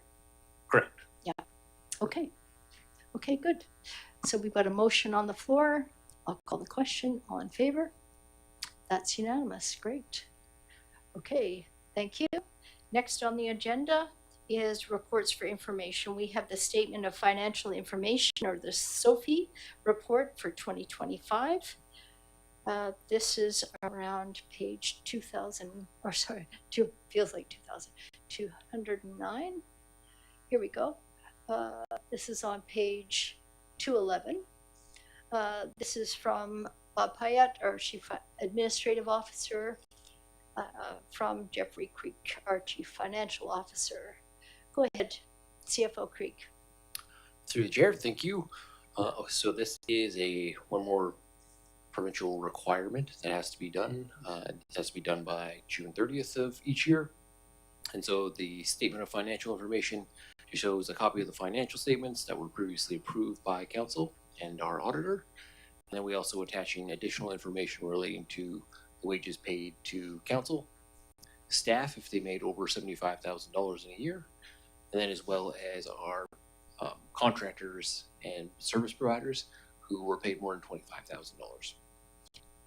So same information, just updated each year. And then it's been posted on our website now for a few weeks, available for any input. I haven't seen any questions come in myself, but if anybody at the council table would like to ask any questions, happy to answer. Okay, thank you. Does anybody have any questions regarding the SOFI report? Okay, so the motion, this is to receive, we don't need to adopt. We receive it for information. Moved by Councillor Shukin, second by Councillor Donaldson. Comments? With many thanks for preparing this. This is wonderful. Okay, I'll call the question, receiver for information. All in favor? Those opposed? No one opposed. Thank you. Okay, moving right along. We have next the District of Metchosin Building Inspection Department report. This is on about page 255. Just one moment, I'll get to it. What page is it, Councillor Donaldson, on yours? 255. Is it 255? That's not the updated version. Okay, sorry. the updated version is 257. You've got it all on your screens, okay. You've got this before you. We receive these every month. Anybody have any comments or questions? If not, I'll entertain a motion to receive for information. Moved by Councillor Shukin, seconded by Councillor Donaldson. All in favor? Opposed, carried. I had thought that this might be something we could have on a consent agenda since we see it every month. So perhaps we'll move to a consent agenda in the near future. I think staff would be happy with that as well. And next we have, let's see, we have a letter, don't we? Yes, we have. Oh, we have the District of Metchosin Public Communications Statistics Report. I'll move receipt. This is moved by Councillor Gray, seconded by Councillor Shukin. Comments? All in favor? Opposed? Carried. Thank you. And then we have next, we have correspondence number 10. Oh, there we are. This is from on page 261 of your council agenda.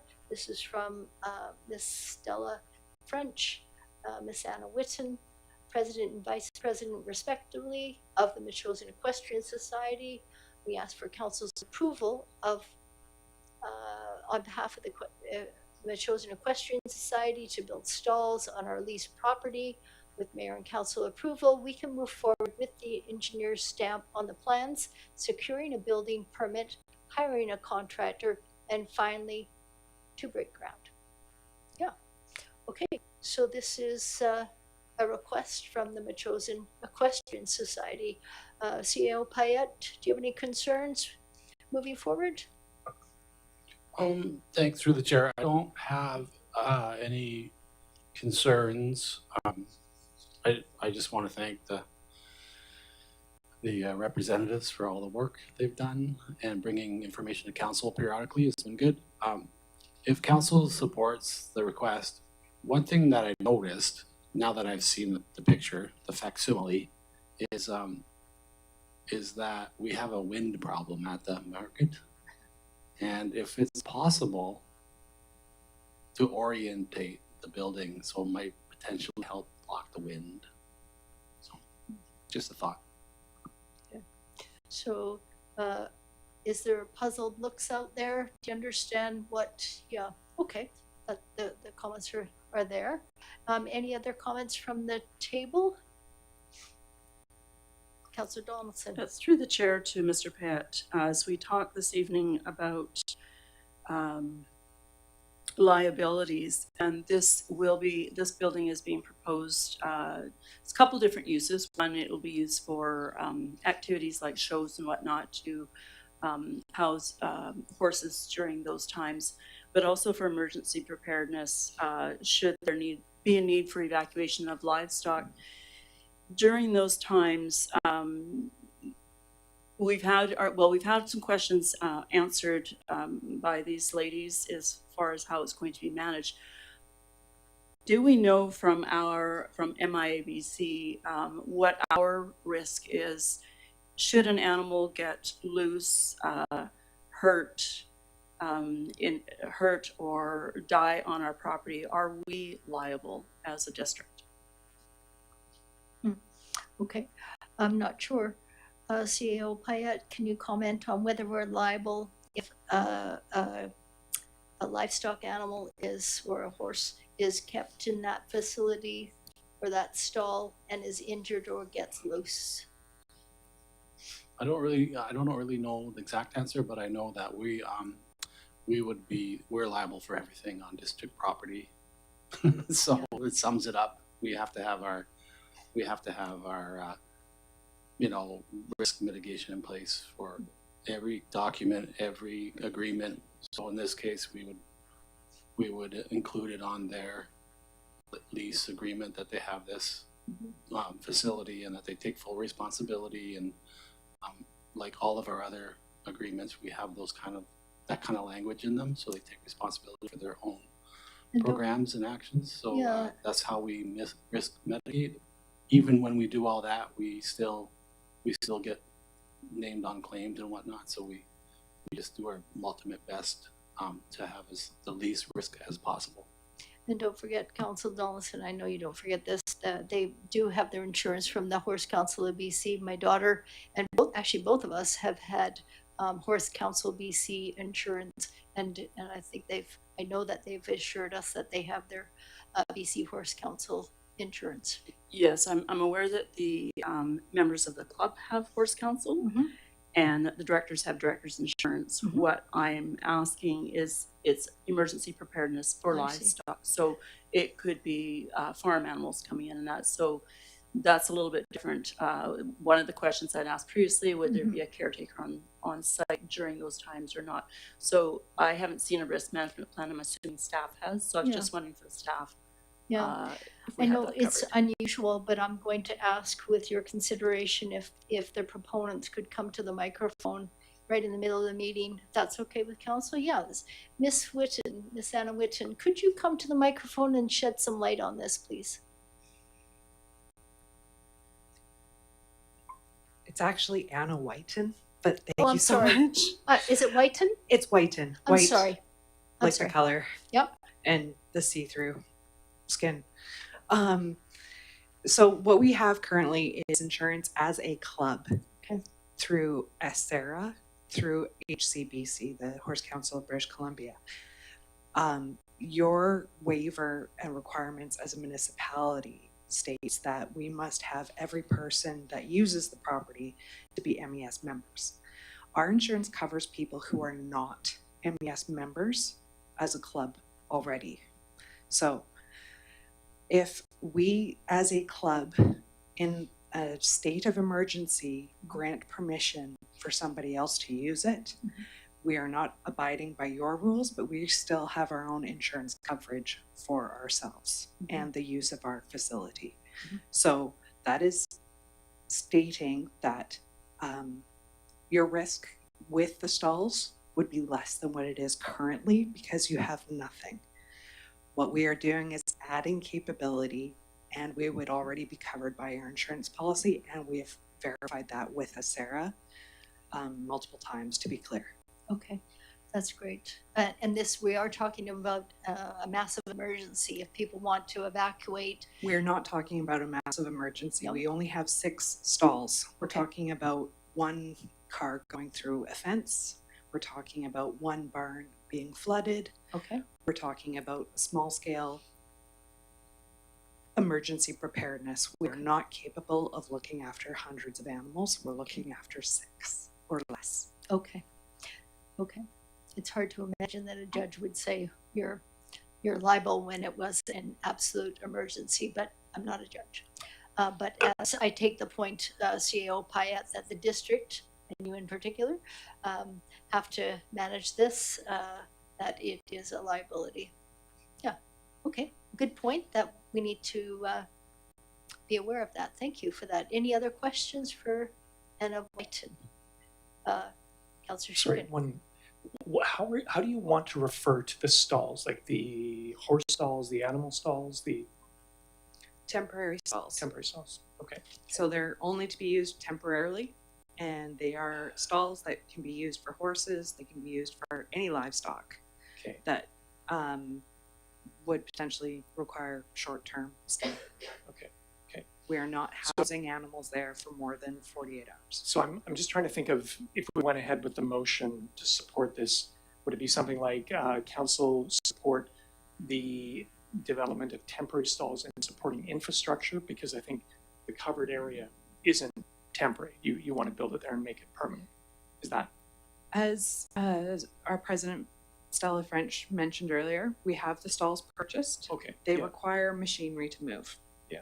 They're considered temporary in the fact that you cannot house animals there Okay. for long periods of time. But you also want to build a covered structure, and I'm just trying to think And- how to be clear that you've got the okay to do that. Because I think that's what you want to. That's absolutely what we would like. Okay. Is So the supporting roof and foundation and pillars and all that. So yeah. Okay. Thank you. Thank you. Yeah. I don't see any other questions, so thank you. Thank you for that. Okay, go ahead, Councillor Shugan. So Mayor Little, I'd like to move that council approve the Metchosin Equestrian Society to build the structure and have the space for the temporary stalls, animal stalls. I'll second that. Go ahead. Want to motivate further? I think Ms. French and Ms. Whiten make a good case for it. They brought us regular updates. And there comes a time when you have to ask yourself, well, why wouldn't I approve this? Why wouldn't I go with this? And I'm just not seeing any valid reasons to not support. And a great response from Ms. Whiten about club's insurance. So seems like a good move to me. And I just take their point that they're not asking us for money at this point, and maybe never, but other than, the grant and aids and all that. So. Yeah, I'll motivate as well, since I seconded the motion. They are a great group to work with. They're very communicative. I like their designs. It's in keeping with the stalls that are already at the farmers market, so they've taken into consideration the sensibility of the look, and I would be in favor of this. I think it's a great service for our community, and very community minded. Okay, not seeing any others, I'll call the question. All in favor? That's unanimous. Okay, thank you. We'll move along to the next letter. This is a letter written by Miss Leah Wilson, a Metchosin resident. She's suggesting trying a small music in the park program during the summer months.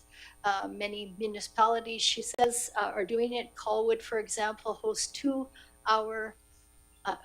two-hour evening concerts. Langford does very similar. She'd like to see something the same here. As you'll remember, we have had every year a volunteer appreciation concert, and I think it's brilliant to rename that Music in the Park. It does sound better, and I would be in favor of this.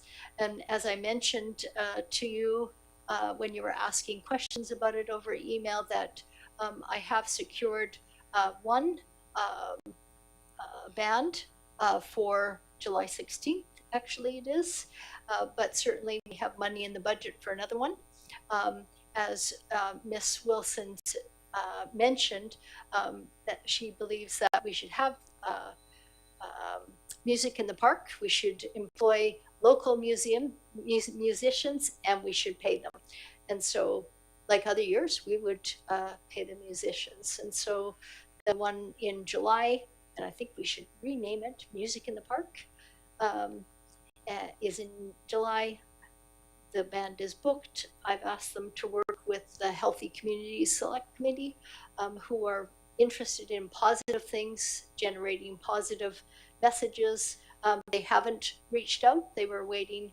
The chair of the Healthy Communities was waiting for our decision, and then she was going to reach out to Ms. Wilson. Okay, I'll put the motion on the floor. How about that? Or did we already? Nope, we didn't. Okay, so the motion would be to provide a summer concert, music in the park in the summer. We do already have it in the budget. We can work with them, rename it to Music in the Park, and potentially, depending on what Healthy Community says, we could have one in August. We have that money available, and I'm sure there are bands. There's multiple bands in Metchosin. Leah herself actually is a very talented musician and an incredible singer. So it's in the budget. It's not that we're spending money that we haven't already. It's in the budget. Hello. Does anybody want to speak to this? Yeah. Go ahead. Sorry, I didn't know. I thought you were waiting for a second here. Yeah, well, actually, I'll move the motion. Can I have a seconder, please? Okay, I will second. And I have a question. Is this just, how frequently is this happening? Well, she suggests in her letter that we start slow, sort of as a pilot project. And in actual fact, we have started really slow. We've done it once a year for 3 years. And that's pretty slow. I think we could up it to 2 this summer. We would need a staff member there, but I know that CEO Payette was very happy to be there, dancing to the music last year. So I'm sure he'd be dancing this year with us. That is a staff member. We would need some receptacles as well, some rubbish bins. So is this a suggestion for the district to take on, or is this something that Ms. Wilson wants to do on her own initiative and maybe more frequently? I haven't talked to her honestly. Okay. From the letter, it looks like she wants the district to do it because it comes with a component of paying, which we've already discussed. I mean, it's in the budget. $1,400. See, nodding heads is in there. 700 will go to the July 16th musicians. 700 could be used for an additional concert. We'll leave it. I think we could leave that up to Healthy Communities to discuss whether they have the capacity to help with the August event. But it'd be great if we pass this and then the chair of the Healthy Communities can discuss this with Leah, which is following process. Okay, so the motion's on the floor. Are you speaking to the motion? Yes. Okay. I'm actually find myself quite reluctant to commit to this year, just because I'm unsure how the event and the planning is going to go, and this is something I don't want to foist onto staff. And I mean, I trust that Healthy Communities would, get into this if they have the people who are there in the summer. Mm-hmm. But at the same time, even their involvement is going to involve staff time as well. My preference would be to ask Ms. Wilson if she can get involved in the already booked event in July, kind of understand what our processes are, and look toward next year for a schedule of events and understanding what our staff needs are. Mm-hmm. But I really personally I don't want to be involved in this summer, if only because of just other things going on. Mm-hmm. So have you been involved in volunteering with the other music events in the last 3 years? No, but they went off. So there was me, myself, and I in the first year, and I remember Councillor Gray saying, if you do the work and it's a success, I will consider supporting it. So I did the work. It was a success, and we have one event so far booked this year. If it's up to you, if you don't see the value in a second, or even letting the Healthy Communities discuss this, okay, that's fine. Councillor Gray. Perhaps, I don't know if this would help Councillor Shukin, but if it's about the discretion of the committee, whether or not they can take it on really is the question I think that's in front of us. So are we foisting it on the Healthy Communities, or are we asking them? Well, I didn't quite get the motion actually. We're not forcing it on them.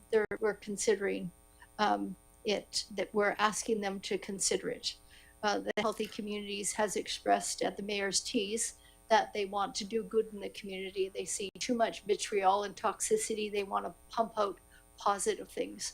And so I think the Healthy Communities would be delighted to be involved with this, but I don't know. I've talked to the chair, and she's mentioned positivity, but she wanted to follow process. She hasn't reached out to Miss Wilson as of yet. She was waiting for this, and then she would reach out to Miss Wilson. Yep. Can I hear the motion one more time? Sorry. Oh, I'm sorry.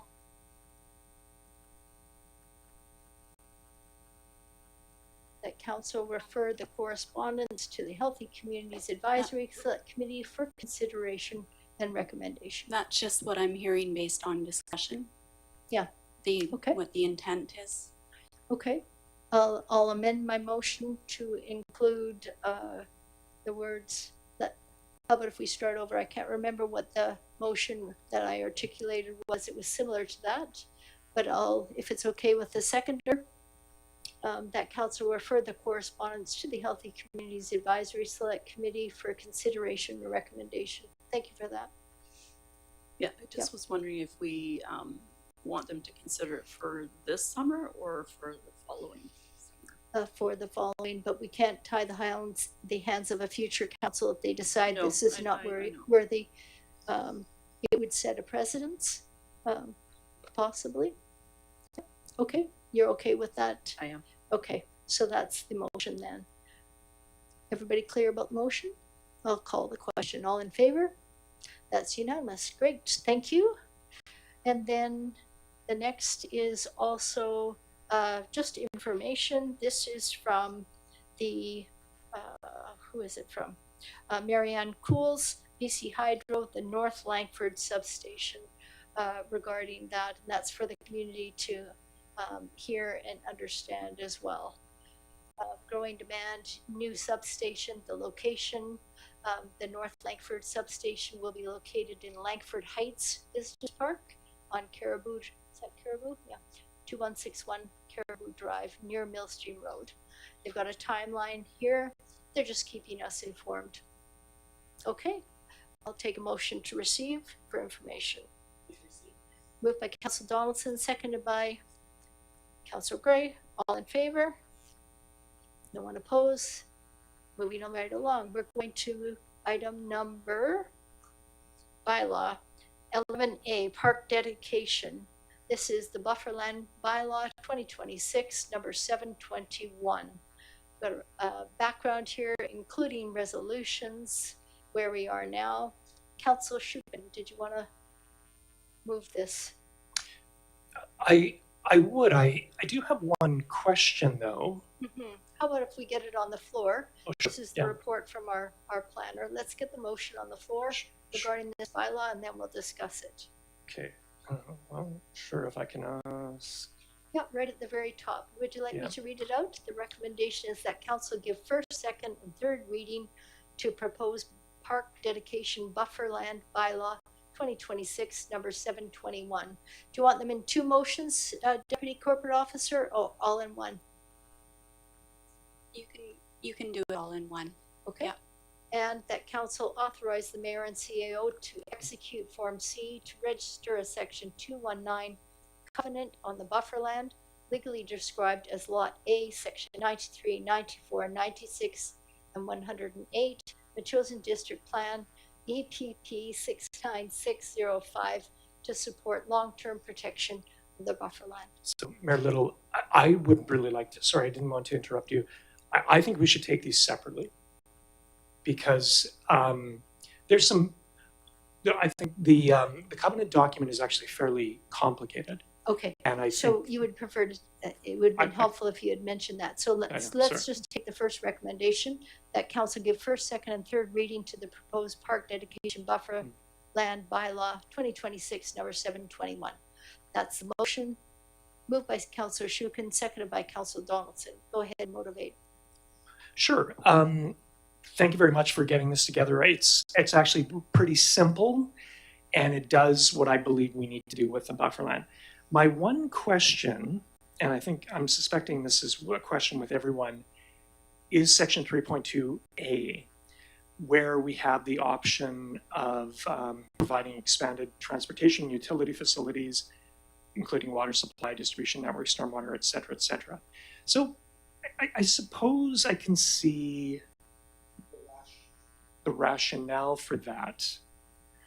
Councillor Schuppen, can you tell everybody where they can find that in the documents? Sure, it's page 274 and it's section 3.2A.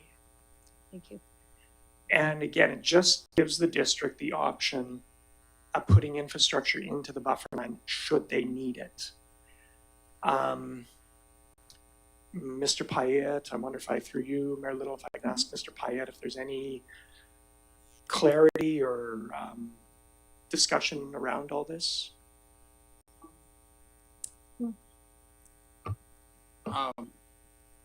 I think for clarity, it would be for any future purposes that we unforeseen type things that we put in there now instead of having to redo it over and over again. So just kind of an overall coverall type of language.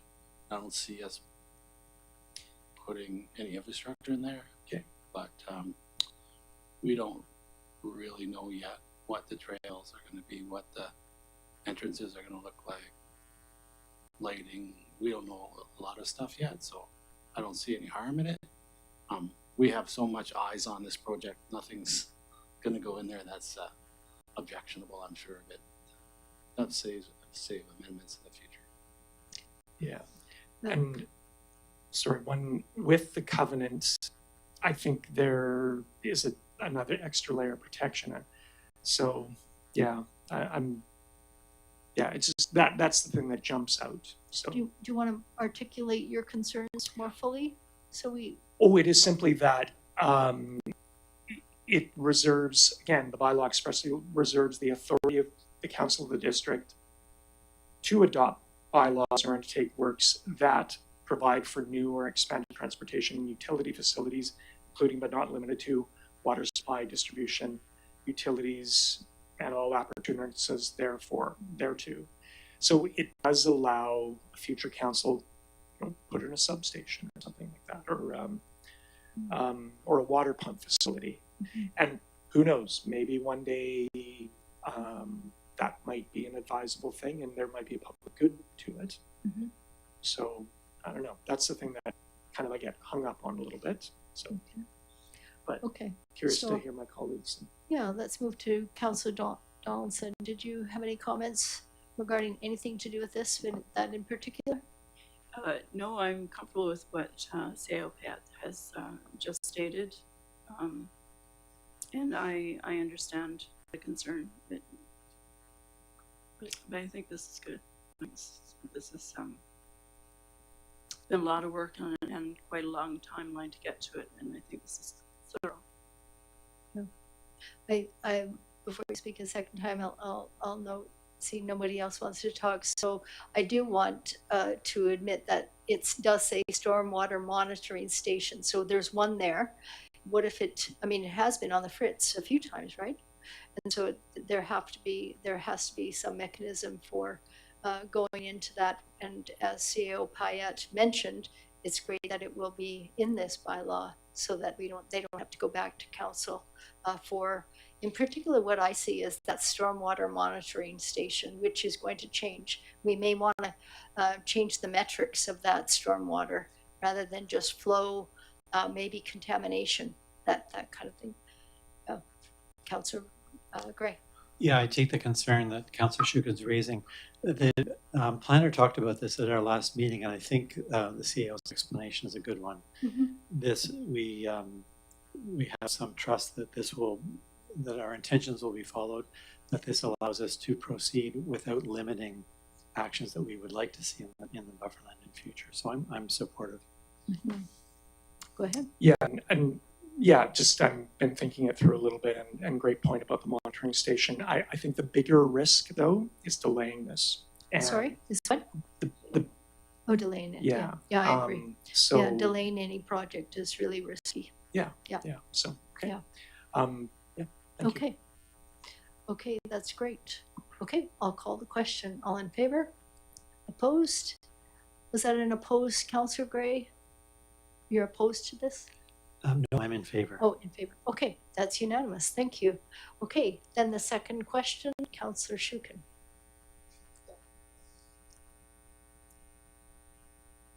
Do you want me to read the recommendation? Okay. The second part of it is and that council authorized the mayor and CAO to execute Form C to register a Section 219 covenant on the bufferland, legally described as Lot A, Sections 93, 94, 96, and 108, Metchosin District Plan EPP 69605 to support long-term protection for land. Councillor Shukin. Do you want to move this motion? This is moved by Councillor Shukin, seconded by Councillor Donaldson. Councillor Shukin, go ahead if you want to motivate. Yeah. I find that I get a little nervous reading the covenant document, mainly because there's a lot here.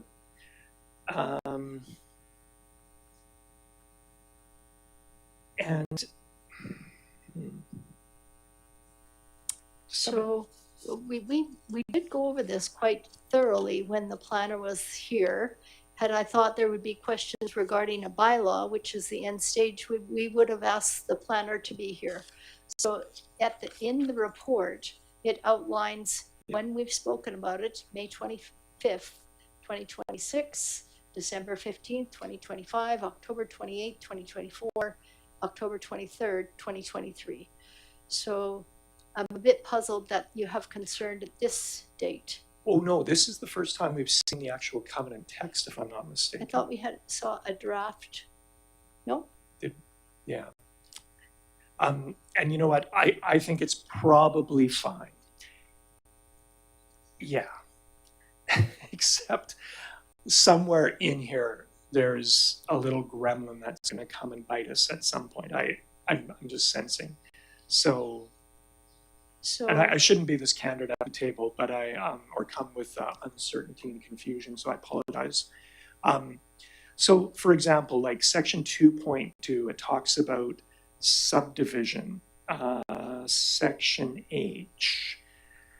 Of course, the grantor shall not subdivide the lands unless the grantor obtains the prior written consent of the district. Grantor further acknowledges and agrees with the district that they're not obligated to approve any subdivision of the lands. So, I mean, I guess it allows for the option of subdivision, but that's part of maybe what we're trying to avoid. So if I could maybe provide some clarity, the section 219 covenant is there to protect. It's not there to deter from the property. It's there to protect. Remember, we had talked about in the future, we may want to add additional covenants provided by another entity such as a Habitat Acquisition Trust or Islands Trust or some other trust that we could partner with. What we talked about, as I remember at the last meeting, is let's get this done. Let's not delay it. We've got the ability of adding the 219 covenant. I remember the planner saying, I hear you, your concerns about adding another entity, but right now, the importance of getting this done, and it will be sufficient now with the 219 covenant. Don't remember that? Yeah. Okay. Yeah, I recall her saying something like that. Councillor Gray. Yeah, that we do. Yes, and in that discussion, the idea is that we get this done today, if this helps, and then later add another player if we want, and another player would certainly deal with this issue. Yeah. That's exactly what I just said. Yeah. Great. Any other comments, Councillor Donaldson? You've been involved with this with Councillor Shukin since the beginning in 2023, and I thank you both for your work. Yeah, no, it's been a very good and thorough process. The planner has been very helpful and useful in explaining those steps, especially this last time, answering all of our questions pertinent to the covenant question as well. I always sense with covenants they're never an absolute surefire, but I'm happy that we actually have this at least, and that it actually has the park zoning, and that's different again than where we had first started, and we debated that in the working group as well to some degree. So yeah, good point. This was discussed with your group, the Bufferland Consultation Group. What did you name it? Working group. Working group. Yeah. That was a recommendation of that group. Okay. Yeah, and Mr. Simpson did speak to it this evening as well. Yeah.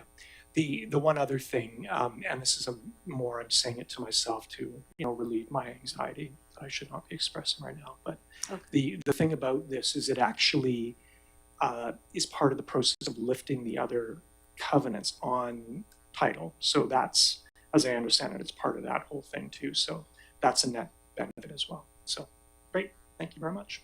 Okay, I'll call the question. All of those in favor? That's unanimous. Okay, thank you. Moving along to other business, we have number 12, the wayfinding sign at Metchosin School, Council Donaldson, on about page 285 or so. I'll just try and get to it here. What page are we on, Councillor Gray? On the Agenda package says page 285. Yeah, we're supposed to be using our tablet, so I'm trying to get to the report. If you set up your agenda on your tablet, then you can just click on it on the report and it will bring you to it. That's what I've been doing. So I've been looking at any page numbers the whole night. Thank you. The staff recommended I try the PDF version, so that's what I've got. Oh, page 287. Thank you for that. Council Shelley Donaldson, Chair of Finance Committee. Do you want to speak to this item? Thank you. So this was brought up previously as a recommendation out of my councillor's update. And in turn, the council had recommended I speak with the stakeholders regarding the proposal of putting a wayfinding sign out the front of the building to help with the navigation of locating their businesses as well as potential names. So I went around and spoke to every one of the stakeholders in the building, giving them an invite to an evening to have a conversation. It was about an hour-long consultation. For those who work evenings, they obviously could not attend, but were all supportive. So I'm happy to report that it was a positive exchange of information, passionate at times, so keeping on track with an agenda, and I had a PowerPoint, so that was good. All sorts of great ideas and new things that were identified as well. So just trying to keep with the first step and stage of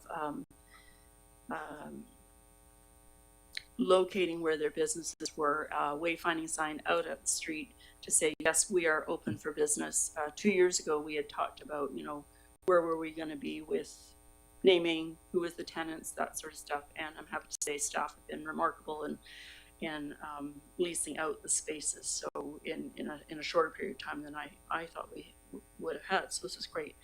So it was identified that, deliveries and people finding places, it was difficult because the building has many entrances. So wayfinding sign out the front at least tells you some of what's going on in the building. The other thing that was identified was having maps on the inside of the 3 main entrances where like a "you are here" type of thing. So that's another stage in the future. I did show what the design would look like. I believe there's a drawing here, an updated drawing a little bit too. Mr. Art Brennan, who was the person who's designed this, has been going through every step of the way. We've also met with Building Inspector Chris Watkins to understand where the location would be. I do have a sort of a Google map there. That is just an estimate because it's really hard to put those little squares, draw them on the internet here. It does have to be on the property, so inside the property, not out on the boulevard, obviously. And so he just looked at it in the way of sight lines coming in and out of the driveway. Mr. Brendan did find out for me that the size of the lettering has to be 4 inches in a 40K zone for highway signage. So that was an interesting fact that we have to stick with. The representatives, which were Metchosin Senior Association, Metchosin Preschool, Metchosin Medical Health Center, Metchosin Pickleball Club, Metchosin Art Pod, Metchosin Arts and Cultural Association, all participated that evening. And then there were others that were absent. They wanted a bigger sign but we have a sign bylaw, and the sign bylaw is only going to allow us to have approximately 6 signs given the dimensions. So we had to reiterate that. Since then, I've also worked on putting a bit of a criteria together for staff. It'll need some work. I did give that to Mr. Creeks, so that's again another layer that staff will need to use and will need to apply to anything that council would be using to determine who goes on the sign. And then we talked about naming considerations. Councillor Shukin was has shepherded that in there, and so we talked a couple of different things, even including family namesakes and stuff like that. But it was Village Commons definitely was one that was favorable, mostly because it reflects the site's role of a shared gathering place and the function of commerce, recreation, services, education, and community activities. There was nobody said an absolute no, so that was also positive. Yeah, and so I think you've read probably the rest of the report. I'd be happy to answer any other questions, but I do have a recommendation for this. So. Why don't we have a discussion? I think Sure. all of us were there at that meeting. You were there. Oh, Councillor Gray, you weren't there, but it was a very good discussion. Did you want to comment on the discussion? Sure. Want to move that we extend the meeting past 10 p.m. Moved by Councillor Shukin, seconded by Councillor Donaldson, go past 10. All in favor? Opposed? Carried. Go ahead. Great. And thank you for hosting that meeting, Councillor Donaldson. And I thought it was a really good discussion. And it did open my eyes to a number of things that we still have to work through around the school. Name, purpose, wayfinding, et cetera, et cetera. I have to confess, though, that I didn't see, certainly not universal support for the sign or the name. I did see from my perspective and vantage point, I did see a fairly great diversity of thought in terms of the best way to proceed. So based on simply that meeting and what I heard and saw, I don't know if I could support this tonight. I think that there is more work to do, but we have to do that work. The school is no longer a school. It is a community center. It is a recreational center. It's possibly going to be a medical facility one day. So I think we need to move beyond the school. I like the idea of doing a sign, but at this point, I feel like there's still a bunch of unknowns to doing this right. So that's my sense right at this moment. Okay. In defense of the project, Art Brennan has worked very hard on this project. Shelley Donaldson has worked extremely hard on this process. I understand there's not a lot of trust at this table, and I think the community can see that with a 2-2 vote all the time. However, I'm going to support this. I didn't actually hear the support for the name, a Village Common. What I heard was, if someone is Googling Village Common, they're going to get something in Nebraska or in New York or in Vancouver. What I heard from a number of the participants at the workshop was that it should have Metchosin Village Common, Metchosin Community Center, just like there's a picture here. Yeah, I think it says Metchosin map and bike rack or something. It really needs to, if you're going to put in a Google search for the Metchosin Elementary School, Metchosin's there. If you're going to put Village Common, it needs to have Metchosin in there, even though it may seem redundant. And so I've recently come to understand staff's really frustration with this, because when they are talking about renting that out, Classroom 1, it's next to so it's at Metchosin Elementary School, Classroom 1, next to the brewery, beside the Metchosin Collective, in front of the preschool beside MACA. That is the term they're using. Can this council not agree on one name? Councillor Epps suggested the Orca Centre. Councillor Donaldson suggesting Village Commons. I say, let's go with what the people said at the meeting, Metchosin Village Commons.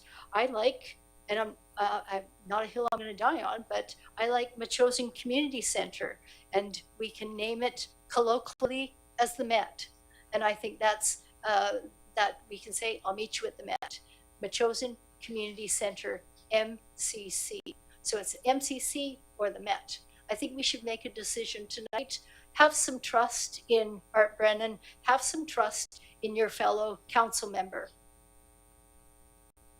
I wasn't at the other engagements. You weren't either. She went around to all of the stakeholders and received comments. So I think we should decide on one of those 4 names. Councillor Gray. Yeah, I don't think that's a fair statement. I didn't hear Councillor Shukin saying he didn't trust anybody. He was talking about what he thought was a good idea in the situation. Yeah. So I'm interested in the sign. I think it's a neat idea. It sounds like just the reporting from the group or from that particular meeting that Metchosin would be in the name, but we haven't been talking about the name just yet. I thought tonight we were talking about the sign itself and what it would look like. My question was, or is, have we already voted on putting a sign there in a capital project, or when did we do that? And what will the cost be? Estimated. Yeah. Councillor Donaldson, can you reiterate what was discussed at the last meeting? The cost was it 15,000? No, but I would defer that to CFO Creek. Okay, please. let's ask CFO Creek. CFO Creek, what was the cost? Through the chair, right now we've got an estimate of 10,500. 10,500. Was that in the budget, Councillor Donaldson? I believe that comes from the possibly the business reserves. Okay, so another reserve, and this is outside of the budgeting process, and it wasn't at budget time. We've been talking about wayfinding for some time. So when I had talked, and I can't even remember the beginning of this conversation, it was actually I do remember because it was when CAO PAAC first came to us and we had a surplus of funds in 2024, and he asked all of us what would we like to do with those surplus funds, and that was one of the things I put on my list. Fast forward to more recent times, and so we had a design by Mr. Brendan, and started looking at those other components to fit it in with the village based on the OCP and the design, guidelines, etc. So so the question was, is it in the budget that we've just passed? CFO Creek. I was just wondering, is the 10,500 in the budget that we've just passed? Through the chair. So it'd be included in the total capital that we allocate for building repairs for the school. And so there's more than enough in the budget. There's more than enough, but this specific item wasn't listed in the budget. No, it wasn't broken out. Yeah, okay, but we do have funds made available from the reserve for this item that wasn't discussed at the budget time. That's fine. I'm still willing to support it. I think it's a great idea, but the problem is, Councillor Gray, is Councillor Donaldson wants to know if they go ahead and construct the sign, there's a place above it for a name. And she's suggesting Village Commons. People at the meet and greet said, I like Village Commons too, but you need to have Metchosin in front of that because people are searching for directions for the Village Commons. So what I'm saying is, let's move on this. We can decide on a name.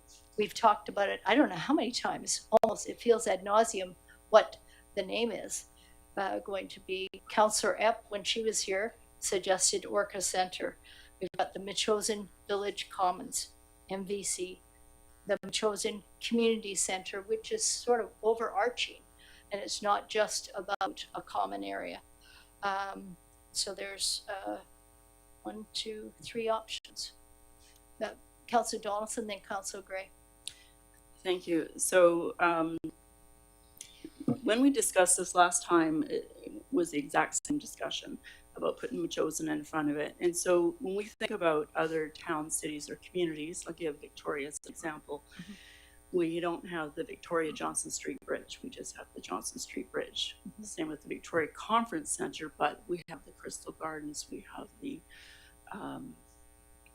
what was their pool? I can't remember what their pool was called. So they have a variety of different names for their landmarks and placeholders. A very large city with a lot of creativity.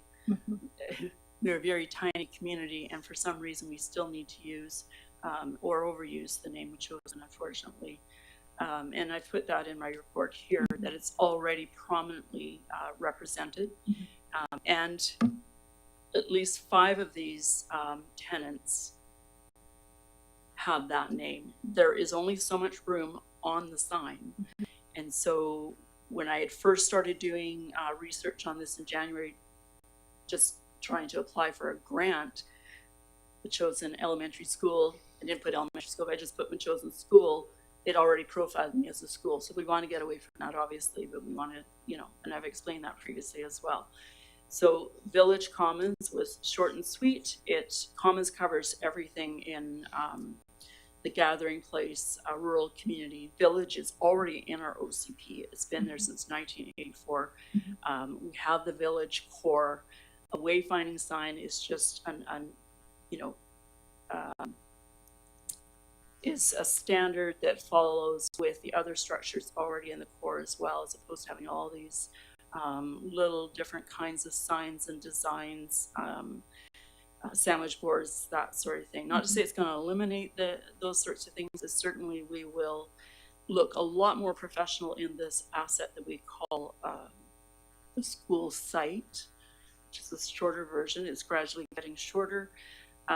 We are open for business. We must become the responsible landlord and put a wayfinding sign out there to promote and support those businesses that are paying us rent, which is what we wanted. We wanted revenue generating.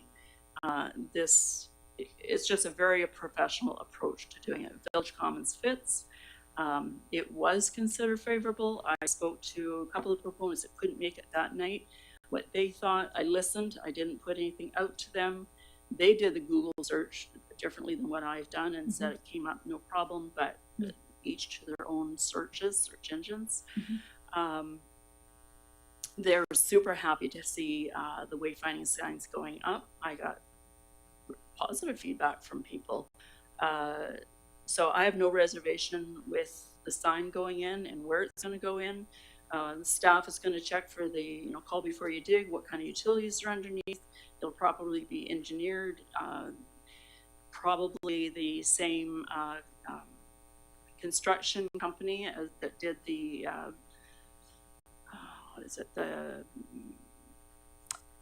bike shelter. I don't hear any discontent at the table regarding the need, the necessity, the value for the wayfinding sign. And the people that I heard also. I think I was next. Yep, I'm just commenting on what she said. What we heard at that meeting was concerns about the name Village Commons. So they liked the sign. So I don't think you need to further motivate us on the sign itself. Their comments were regarding, can they be removed? Yes, Art explained those signs can be removed.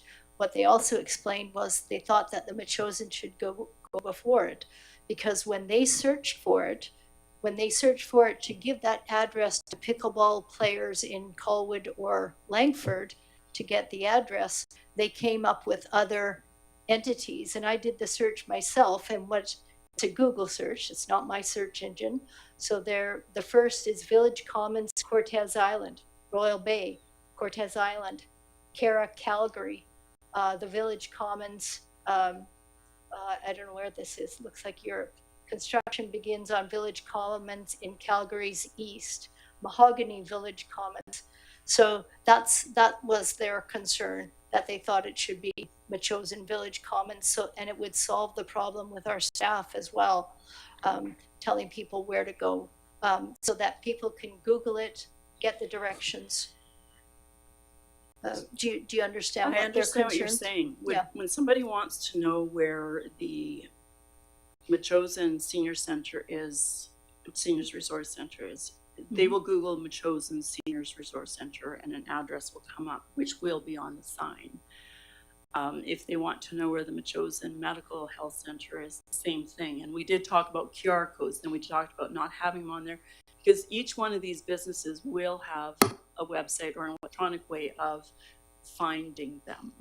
What's missing is they get to the parking lot and they don't even know where to go as to, you know, which entrance and stuff. So at least we know we can put where that is, hence having the maps on the inside as well. We did discover there were many other layers to how to find business. Once they visited, and this was one of the proponents talked to me afterwards, say once they've been here first visit, then they're fine. Even with the double doors on the classroom, most of the second doors are, you would try it. If it wasn't the right place, you would go on to the next one. You wouldn't keep doing that 6 visits later. You would understand probably after your first visit where to go. In some cases, the second door is locked. I even suggested maybe put arrows, but they said it's not a problem. So this is just feedback I've gotten with following up with these businesses. I'm trying to support what they have asked for after this proposal. The name can stay off of it, but the sign, I have no reason why, see a reason why we can't start that. If we want to go and take a poll of all those businesses and the businesses change, are we going to change the name each time there's a new business? We are the landlords. We need to make a decision. You mean change, if Mile Zero Brewery moves out and another brewery moves in, of course we would change the name. Maybe another business comes in, or 2 or 3 come in and say, well, we don't like Village Commons, let's change the name.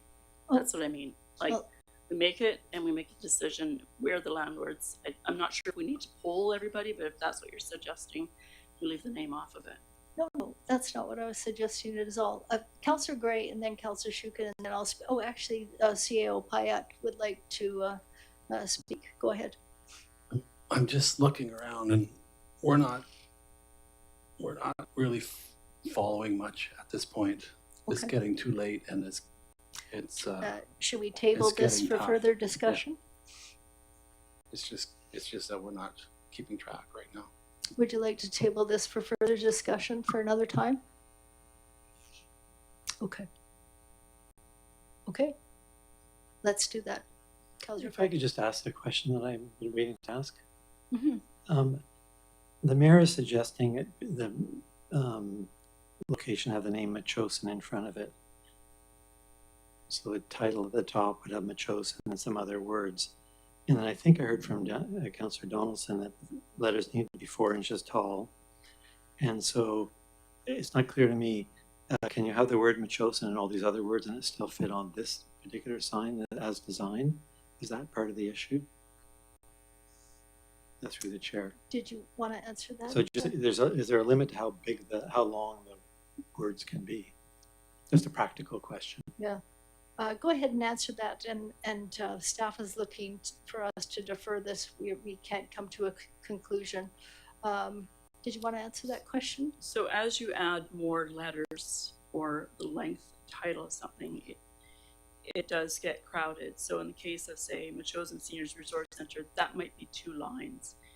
If you're putting the title of the wayfinding sign at the top and it's succinct, you'll be able to see it much better. It's like a heading, right? Thank you. Yeah, thank you. So on page 295, you have an example of the Metchosin Map and Bike Center, right? What I know that you're trying to give voice to the renters and the people in the building, but you did ask people to come for consultation. What I heard, what Councillor Shukin heard, was that there were some concerns regarding Village Commons. And so, yeah, let's defer this. I'd like to make a motion we defer this to a future council meeting. Yep. Motion by Councillor Gray, seconded by Councillor Shukin. All in favor? opposed? Opposed by Council Donaldson. Okay, that's deferred for a future council meeting. And where are we? Okay, we've got question period if before 9:30, which it's after. Call for adjournment. Moved by Councillor Shukin, seconded by Councillor Gray. All in favor? Opposed, carried. Great, thank you.